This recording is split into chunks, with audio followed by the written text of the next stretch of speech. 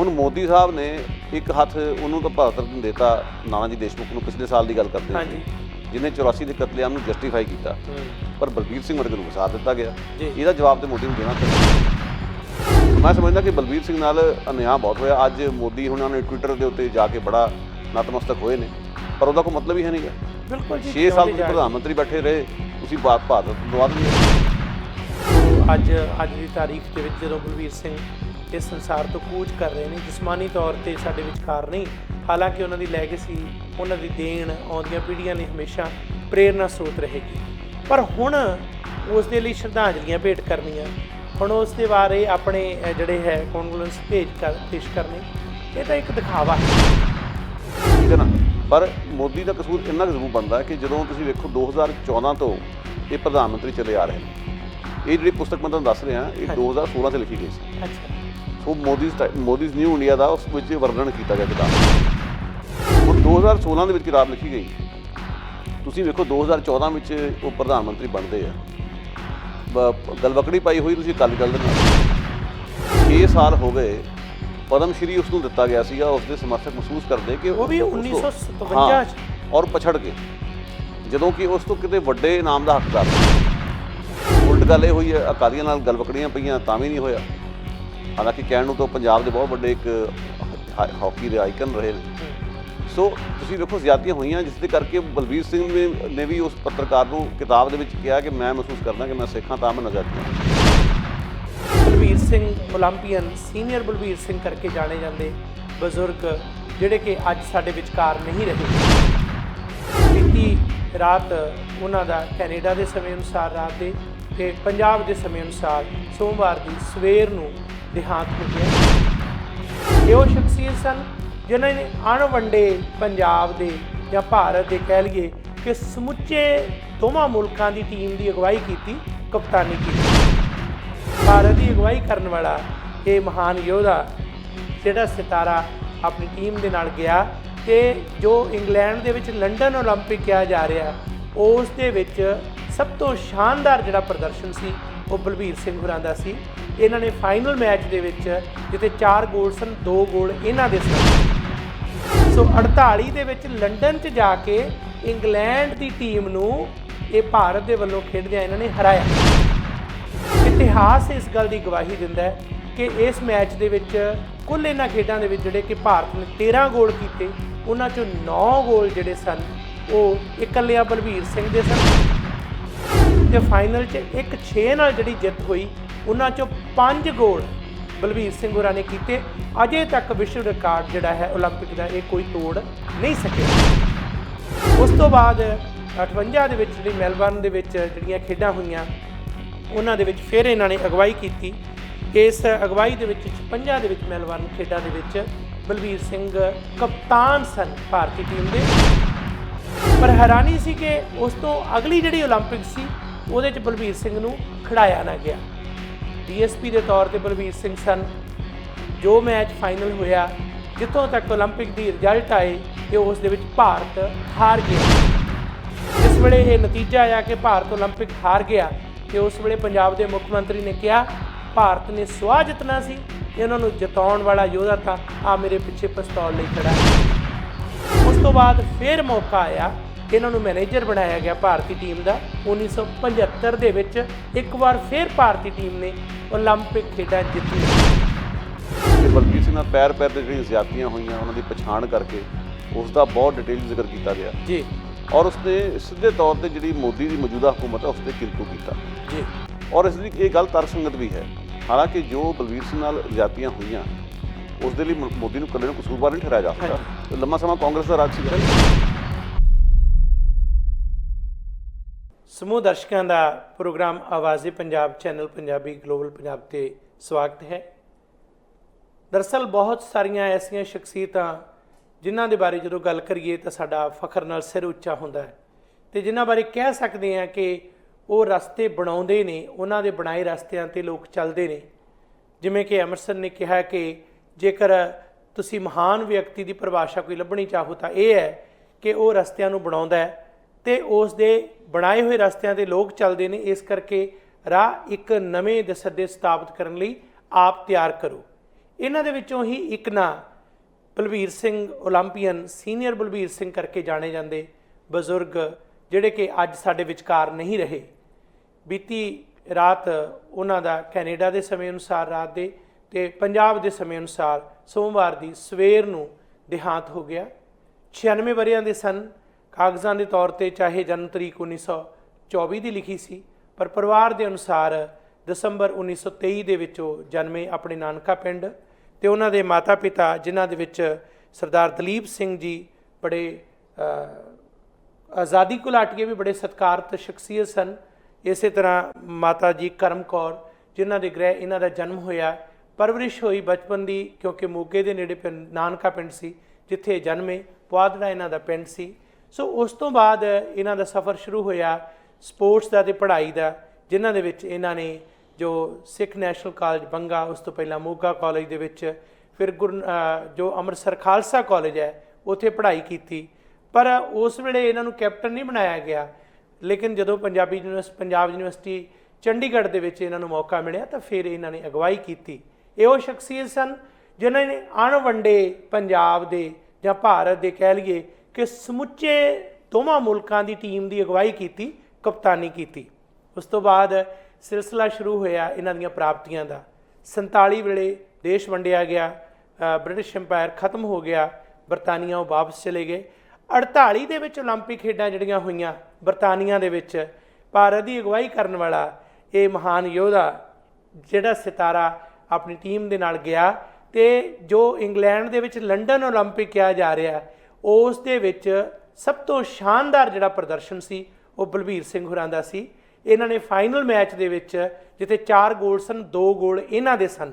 ਸੋ 48 ਦੇ ਵਿੱਚ ਲੰਡਨ 'ਚ ਜਾ ਕੇ ਇੰਗਲੈਂਡ ਦੀ ਟੀਮ ਨੂੰ ਇਹ ਭਾਰਤ ਦੇ ਵੱਲੋਂ ਖੇਡਦਿਆਂ ਇਹਨਾਂ ਨੇ ਹਰਾਇਆ।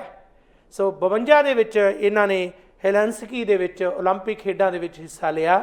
ਤੇ ਉਸ ਵੇਲੇ ਫਾਈਨਲ ਮੈਚ ਜਿਹੜਾ ਸੀ ਉਹ ਦੇਖਣ ਵਾਲਾ ਸੀ, ਹਾਲੈਂਡ ਦੇ ਨਾਲ ਫਾਈਨਲ ਮੈਚ ਸੀ। 1-6 ਦੇ ਮੁਕਾਬਲਤਨ ਭਾਰਤ ਜੇਤੂ ਰਿਹਾ। ਇਤਿਹਾਸ ਇਸ ਗੱਲ ਦੀ ਗਵਾਹੀ ਦਿੰਦਾ ਹੈ ਕਿ ਇਸ ਮੈਚ ਦੇ ਵਿੱਚ ਕੁੱਲ ਇਹਨਾਂ ਖੇਡਾਂ ਦੇ ਵਿੱਚ ਜਿਹੜੇ ਕਿ ਭਾਰਤ ਨੇ 13 ਗੋਲ ਕੀਤੇ, ਉਹਨਾਂ 'ਚੋਂ 9 ਗੋਲ ਜਿਹੜੇ ਸਨ ਉਹ ਇਕੱਲਿਆਂ ਬਲਬੀਰ ਸਿੰਘ ਦੇ ਸਨ। ਤੇ ਫਾਈਨਲ 'ਚ 1-6 ਨਾਲ ਜਿਹੜੀ ਜਿੱਤ ਹੋਈ, ਉਹਨਾਂ 'ਚੋਂ 5 ਗੋਲ ਬਲਬੀਰ ਸਿੰਘ ਹੋਰਾਂ ਨੇ ਕੀਤੇ। ਅਜੇ ਤੱਕ ਵਿਸ਼ਵ ਰਿਕਾਰਡ ਜਿਹੜਾ ਹੈ ਓਲੰਪਿਕ ਦਾ ਇਹ ਕੋਈ ਤੋੜ ਨਹੀਂ ਸਕਿਆ। ਉਸ ਤੋਂ ਬਾਅਦ 58 ਦੇ ਵਿੱਚ ਜਿਹੜੀ ਮੈਲਬਰਨ ਦੇ ਵਿੱਚ ਜਿਹੜੀਆਂ ਖੇਡਾਂ ਹੋਈਆਂ, ਉਹਨਾਂ ਦੇ ਵਿੱਚ ਫਿਰ ਇਹਨਾਂ ਨੇ ਅਗਵਾਈ ਕੀਤੀ। ਇਸ ਅਗਵਾਈ ਦੇ ਵਿੱਚ 56 ਦੇ ਵਿੱਚ ਮੈਲਬਰਨ ਖੇਡਾਂ ਦੇ ਵਿੱਚ ਬਲਬੀਰ ਸਿੰਘ ਕਪਤਾਨ ਸਨ ਭਾਰਤੀ ਟੀਮ ਦੇ।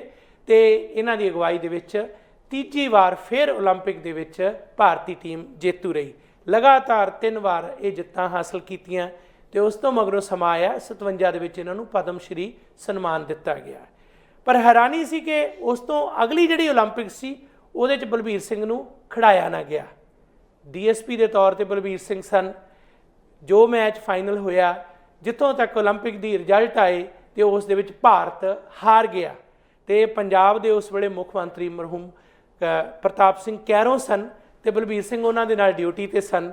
ਇਤਿਹਾਸਕਾਰ ਲਿਖਦੇ ਨੇ ਕਿ ਜਿਸ ਵੇਲੇ ਇਹ ਨਤੀਜਾ ਆਇਆ ਕਿ ਭਾਰਤ ਓਲੰਪਿਕ ਹਾਰ ਗਿਆ ਤੇ ਉਸ ਵੇਲੇ ਪੰਜਾਬ ਦੇ ਮੁੱਖ ਮੰਤਰੀ ਨੇ ਕਿਹਾ ਭਾਰਤ ਨੇ ਸੁਆਹ ਜਿੱਤਣਾ ਸੀ, ਇਹਨਾਂ ਨੂੰ ਜਿਤਾਉਣ ਵਾਲਾ ਯੋਧਾ ਤਾਂ ਆ ਮੇਰੇ ਪਿੱਛੇ ਪਿਸਤੌਲ ਲਈ ਖੜਾ।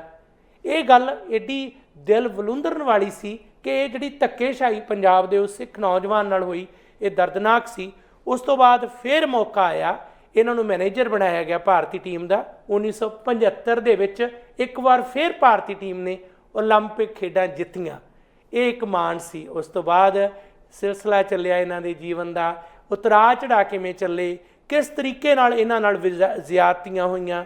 ਬਲਬੀਰ ਸਿੰਘ ਹੁਰੀ ਜਿਹੜੇ ਕਿ 96 ਸਾਲ ਦੀ ਉਮਰ ਦੇ ਵਿੱਚ ਸਾਡੇ ਕੋਲੋਂ ਵਿਛੋੜਾ ਦੇ ਗਏ। ਅਕਸਰ ਕੈਨੇਡਾ 'ਚ ਜਦੋਂ ਉਹਨਾਂ ਨਾਲ ਮਿਲਣਾ, ਉਹਨਾਂ ਦੇ ਅੰਦਰ ਇੱਕ ਵੱਖਰੇ ਕਿਸਮ ਦਾ ਚਾਅ ਹੁੰਦਾ ਸੀ, ਖੁਸ਼ੀ ਹੁੰਦੀ ਸੀ, ਚੜ੍ਹਦੀ ਕਲਾ ਦਾ ਸੰਕਲਪ, ਹਮੇਸ਼ਾ ਹੀ ਪ੍ਰਸੰਨਚਿਤ ਰਹਿਣਾ। ਉਹਨਾਂ 'ਤੇ ਕਿਤਾਬਾਂ ਲਿਖੀਆਂ ਗਈਆਂ। ਆਪ ਵੀ ਉਹਨਾਂ ਨੇ ਆਪਣੀ ਸਵੈ ਜੀਵਨੀ ਦੇ ਬਹੁਤ ਸਾਰੇ ਅਹਿਮ ਪਹਿਲੂ ਡਿਸਕਸ ਕੀਤੇ, ਹੋਰਨਾਂ ਲੇਖਕਾਂ ਨੇ ਲਿਖੇ। ਅੱਜ ਉਹਨਾਂ ਦੇ ਜੀਵਨ ਬਾਰੇ ਤੇ ਉਹਨਾਂ ਨਾਲ ਜੋ ਜ਼ਿਆਦਤੀਆਂ ਵੀ ਹੋਈਆਂ, ਅੱਜ ਉਹਨਾਂ ਬਾਰੇ ਵੀ ਗੱਲ ਕਰਨੀ ਬਣਦੀ ਹੈ। ਹਾਲਾਂਕਿ ਜਦੋਂ ਉਹਨਾਂ ਨੂੰ ਇਹ ਕਵੇ ਕੋਈ ਕਿ ਤੁਹਾਨੂੰ ਕਿਹੜਾ ਸਨਮਾਨ ਜਿਹੜਾ ਨਹੀਂ ਮਿਲਿਆ, ਤਾਂ ਉਹ ਕਹਿੰਦੇ ਸੀ ਮੈਨੂੰ ਕੋਈ ਸਨਮਾਨਾਂ ਦੀ ਭੁੱਖ ਨਹੀਂ, ਮੈਨੂੰ ਓਲੰਪਿਕ ਰਤਨ ਜਿਹੜਾ ਹੈ ਉਹ ਦੁਨੀਆ ਨੇ ਦੇ ਦਿੱਤਾ, ਲੋਕਾਂ ਨੇ ਦੇ ਦਿੱਤਾ। ਪਰ ਜੋ ਹੋਇਆ ਉਸ ਨੂੰ ਵਿਚਾਰਨਾ ਜ਼ਰੂਰੀ ਹੈ। ਅੱਜ ਇਸ ਗੱਲ ਲਈ ਸਾਡੇ ਨਾਲ ਸੀਨੀਅਰ ਜਰਨਲਿਸਟ ਗੁਰਪ੍ਰੀਤ ਸਿੰਘ ਸ਼ਾਮਲ ਨੇ, ਜੋ ਇਸ ਵਿਸ਼ੇ ਤੇ ਵਿਸ਼ੇਸ਼ ਗੱਲਬਾਤ ਕਰਨਗੇ ਅੱਜ ਇਸ ਦੇ ਵਿਸ਼ੇਸ਼ ਪ੍ਰੋਗਰਾਮ 'ਚ। ਜੀ ਆਇਆਂ ਨੂੰ ਗੁਰਪ੍ਰੀਤ ਸਿੰਘ ਜੀ, ਸਵਾਗਤ ਹੈ ਤੁਹਾਡਾ। ਗੁਰਵਿੰਦਰ ਸਿੰਘ ਜੀ, ਬਹੁਤ ਸ਼ੁਕਰੀਆ ਮੰਚ ਮੁਹੱਈਆ ਕਰਨ ਲਈ। ਬਲਬੀਰ ਸਿੰਘ ਵਰਗੀ ਇੱਕ ਅਹਿਮ ਸ਼ਖਸੀਅਤ ਬਾਰੇ ਗੱਲਬਾਤ ਕਰਨ ਦਾ ਮੌਕਾ ਦੇਣ ਲਈ ਬਹੁਤ ਮਿਹਰਬਾਨੀ। ਧੰਨਵਾਦ ਜੀ। ਜਿਸ ਤਰ੍ਹਾਂ ਇਹ ਸੋਮਵਾਰ ਦੇ ਦਿਨ ਮੋਹਾਲੀ ਦੇ ਵਿੱਚ ਉਹਨਾਂ ਨੇ ਆਖਰੀ ਸਵਾਸ ਲਏ, ਸਾਡੇ ਵਿਚਕਾਰ ਨਹੀਂ ਰਹੇ, ਪਰ ਬੜਾ ਲੰਮਾ ਸਮਾਂ ਉਹਨਾਂ ਨੇ ਬਹੁਤ ਸਤਿਕਾਰ ਲਿਆ, ਬੜੀ ਅਹਿਮ ਸ਼ਖਸੀਅਤ ਸਨ। ਸੋ ਅੱਜ ਉਹਨਾਂ ਦੇ ਬਾਰੇ ਗੱਲਬਾਤ ਕਰਦੇ ਹਾਂ। ਆਰੰਭ ਦੇ ਵਿੱਚ ਤੁਸੀਂ ਕੀ ਕਹਿਣਾ ਚਾਹੋਗੇ? ਗੁਰਵਿੰਦਰ ਸਿੰਘ ਜੀ, ਮੈਨੂੰ ਇੱਕ ਗੱਲ ਦਾ ਬੜਾ ਅਫਸੋਸ ਰਹੂਗਾ ਕਿ ਮੈਂ ਕਦੇ ਇਸ ਤਰ੍ਹਾਂ ਦਾ ਮੈਨੂੰ ਮੌਕਾ ਨਹੀਂ ਮਿਲਿਆ ਕਿ ਮੈਂ ਉਹਨਾਂ ਨੂੰ ਕਦੇ ਇੰਟਰਵਿਊ ਕਰਦਾ, ਜੀ, ਉਹਨਾਂ ਨਾਲ ਬਹਿੰਦਾ। ਹਾਲਾਂਕਿ ਕਈ ਤਰ੍ਹਾਂ ਦੇ ਸਪੋਰਟਸਮੈਨਾਂ ਦੇ ਨਾਲ, ਜਿਹੜੇ ਆਰਟਿਸਟਾਂ ਦੇ ਨਾਲ, ਸਿਆਸੀ ਲੀਡਰਾਂ ਦੇ ਨਾਲ, ਲੇਖਕਾਂ ਨਾਲ, ਬੁੱਧੀਜੀਵੀਆਂ ਨਾਲ ਇੰਟਰਵਿਊ ਕਰਨ ਦਾ ਮੌਕਾ ਮਿਲਿਆ। ਪਰ ਜਿਵੇਂ ਕੁਝ ਸ਼ਖਸੀਅਤਾਂ ਹੁੰਦੀਆਂ ਜਿਹੜੀਆਂ ਵਿਸਰ ਜਾਂਦੀਆਂ ਜਾਂ ਤੁਹਾਨੂੰ ਨਹੀਂ ਉਹਨਾਂ ਨਾਲ ਮੌਕਾ ਮੇਲ ਬਣਿਆ ਹੁੰਦਾ, ਤੇ ਇੱਕ ਅਫਸੋਸ ਹੀ ਰਹਿ ਜਾਂਦਾ। ਪਰ ਮੈਂ ਉਹਨਾਂ ਨੂੰ ਇੱਕ ਵਾਰੀ ਇੱਥੇ ਸਰੀ ਵਿੱਚ ਹੀ ਸ਼ਾਇਦ ਕਿਸੇ ਗੈਦਰਿੰਗ 'ਚ ਇੱਕ ਵਾਰੀ ਬੋਲਦਿਆਂ ਵੇਖਿਆ ਸੀਗਾ।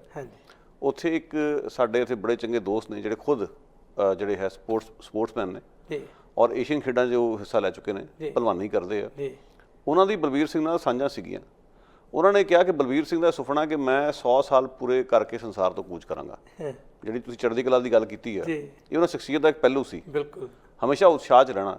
ਪਿੱਛੇ ਜੇ ਕੁਝ ਬਿਮਾਰੀ ਉਹਨਾਂ ਨੂੰ ਲੈ ਗਈ, ਜਿਹਦੇ ਕਰਕੇ ਉਹਨਾਂ ਨੂੰ ਹਸਪਤਾਲ ਕਈ ਵਾਰੀ ਜਾਣਾ ਪਿਆ। ਐਤਕੀ ਗਏ ਤੇ ਇਹ ਉਹਨਾਂ ਦੀ ਮਤਲਬ ਹਸਪਤਾਲ ਵਿੱਚ ਅਖੀਰਲੀ ਯਾਤਰਾ ਸੀ। ਸੋ ਸਾਨੂੰ ਇਸ ਗੱਲ ਦਾ ਬੜਾ ਅਫਸੋਸ ਹੈ। ਪਰ ਇਹ ਕਿ ਉਹਨਾਂ ਬਾਰੇ ਪੜ੍ਹਨ ਦਾ ਬਹੁਤ ਮੌਕਾ ਮਿਲਿਆ, ਔਰ ਖਾਸ ਤੌਰ ਤੇ ਮੈਨੂੰ ਬੜੀ ਖੁਸ਼ੀ ਹੁੰਦੀ ਦੱਸਦਿਆਂ ਕਿ ਸਾਡੇ ਹੀ ਆਪਣੇ ਕੈਨੇਡਾ ਦੇ ਇੱਕ ਪੱਤਰਕਾਰ ਨੇ ਉਹਨਾਂ ਬਾਰੇ ਬੜੀ ਮਹੱਤਵਪੂਰਨ ਕਿਤਾਬ ਲਿਖੀ ਹੈ। ਮੈਂ ਚਾਹਾਂਗਾ ਸਾਡੇ ਸਕਰੀਨ ਦੇ ਉੱਤੇ ਜੋ ਉਸ ਦੇ ਬਾਰੇ ਲੋਕਾਂ ਨੂੰ ਵੇਖਣ ਦਾ ਮੌਕਾ ਮਿਲ ਸਕੇ ਜ਼ਰੂਰ। ਸੋ ਕਿਤਾਬ ਦਾ ਨਾਮ ਹੈ ਅ ਫੋਰਗੋਟਨ ਲੈਜੈਂਡ। ਸੋ ਇਹ ਜਿਹੜੀ ਕਿਤਾਬ ਹੈ ਪੈਟਰਿਕ ਬਲੈਨਹੈਸਟ ਨਾਂ ਦੇ ਇੱਕ ਪੱਤਰਕਾਰ ਨੇ ਲਿਖੀ, ਔਰ ਬਹੁਤ ਮਿਹਨਤ ਕੀਤੀ ਉਸ ਕਿਤਾਬ ਦੇ ਉੱਤੇ। ਉਹ ਕਿਤਾਬ ਹਰ ਇੱਕ ਇਨਸਾਨ ਨੂੰ ਪੜ੍ਹਨੀ ਚਾਹੀਦੀ ਹੈ, ਕਿਉਂਕਿ ਉਹ ਕਿਤਾਬ ਇਕੱਲੀ ਬਲਬੀਰ ਸਿੰਘ ਦੀ ਬਾਇਓਗ੍ਰਾਫੀ ਨਹੀਂ ਹੈ। ਉਹ ਸਾਨੂੰ ਇਹ ਵੀ ਸਮਝਾਉਂਦੀ ਹੈ ਕਿ ਉਹਨਾਂ ਨਾਲ ਜ਼ਿਆਦਤੀ ਕਿੱਥੇ ਹੋਈ ਔਰ ਕਿਵੇਂ ਹੋਈ। ਹਾਂਜੀ, ਔਰ ਪੂਰੀ ਡੂੰਘਾਈ ਤੱਕ ਉਹ ਜਿਹੜਾ ਪੱਤਰਕਾਰ ਗਿਆ, ਅਜੋਕੇ ਨਾਲ ਜੋੜ ਕੇ ਇਤਿਹਾਸ ਨੂੰ ਉਸਨੇ ਵੇਖਿਆ। ਦੇਸ਼ ਵੰਡ ਦੇ ਵੇਲੇ ਜੋ ਕਟਾਵੜ ਹੋਈ ਹੈ ਉਸ ਦਾ ਉਸ ਵਿੱਚ ਜ਼ਿਕਰ ਹੈ। ਬਲਬੀਰ ਸਿੰਘ ਦੇ ਆਪਣੇ ਟੱਬਰ ਦੀ ਜਿਹੜੀ ਆਜ਼ਾਦੀ ਦੀ ਲੜਾਈ ਵਿੱਚ ਦੇਣ ਆ, ਉਸ ਦਾ ਜ਼ਿਕਰ ਹੈ। ਫਿਰ ਬਲਬੀਰ ਸਿੰਘ ਨਾਲ ਪੈਰ ਪੈਰ 'ਤੇ ਜਿਹੜੀਆਂ ਜ਼ਿਆਦਤੀਆਂ ਹੋਈਆਂ ਉਹਨਾਂ ਦੀ ਪਛਾਣ ਕਰਕੇ ਉਸ ਦਾ ਬਹੁਤ ਡਿਟੇਲ ਜ਼ਿਕਰ ਕੀਤਾ ਗਿਆ ਜੀ। ਔਰ ਉਸਨੇ ਸਿੱਧੇ ਤੌਰ 'ਤੇ ਜਿਹੜੀ ਮੋਦੀ ਦੀ ਮੌਜੂਦਾ ਹਕੂਮਤ ਹੈ ਉਸ 'ਤੇ ਕਿੰਤੂ ਕੀਤਾ ਜੀ। ਔਰ ਇਸ ਦੀ ਇਹ ਗੱਲ ਤਰਕਸੰਗਤ ਵੀ ਹੈ। ਹਾਲਾਂਕਿ ਜੋ ਬਲਬੀਰ ਸਿੰਘ ਨਾਲ ਜ਼ਿਆਦਤੀਆਂ ਹੋਈਆਂ ਉਸ ਦੇ ਲਈ ਮੋਦੀ ਨੂੰ ਇਕੱਲੇ ਨੂੰ ਕਸੂਰਵਾਰ ਨਹੀਂ ਠਹਿਰਾਇਆ ਜਾ ਸਕਦਾ। ਲੰਮਾ ਸਮਾਂ ਕਾਂਗਰਸ ਦਾ ਰਾਜ ਸੀਗਾ, ਬਿਲਕੁਲ ਠੀਕ ਹੈ ਨਾ।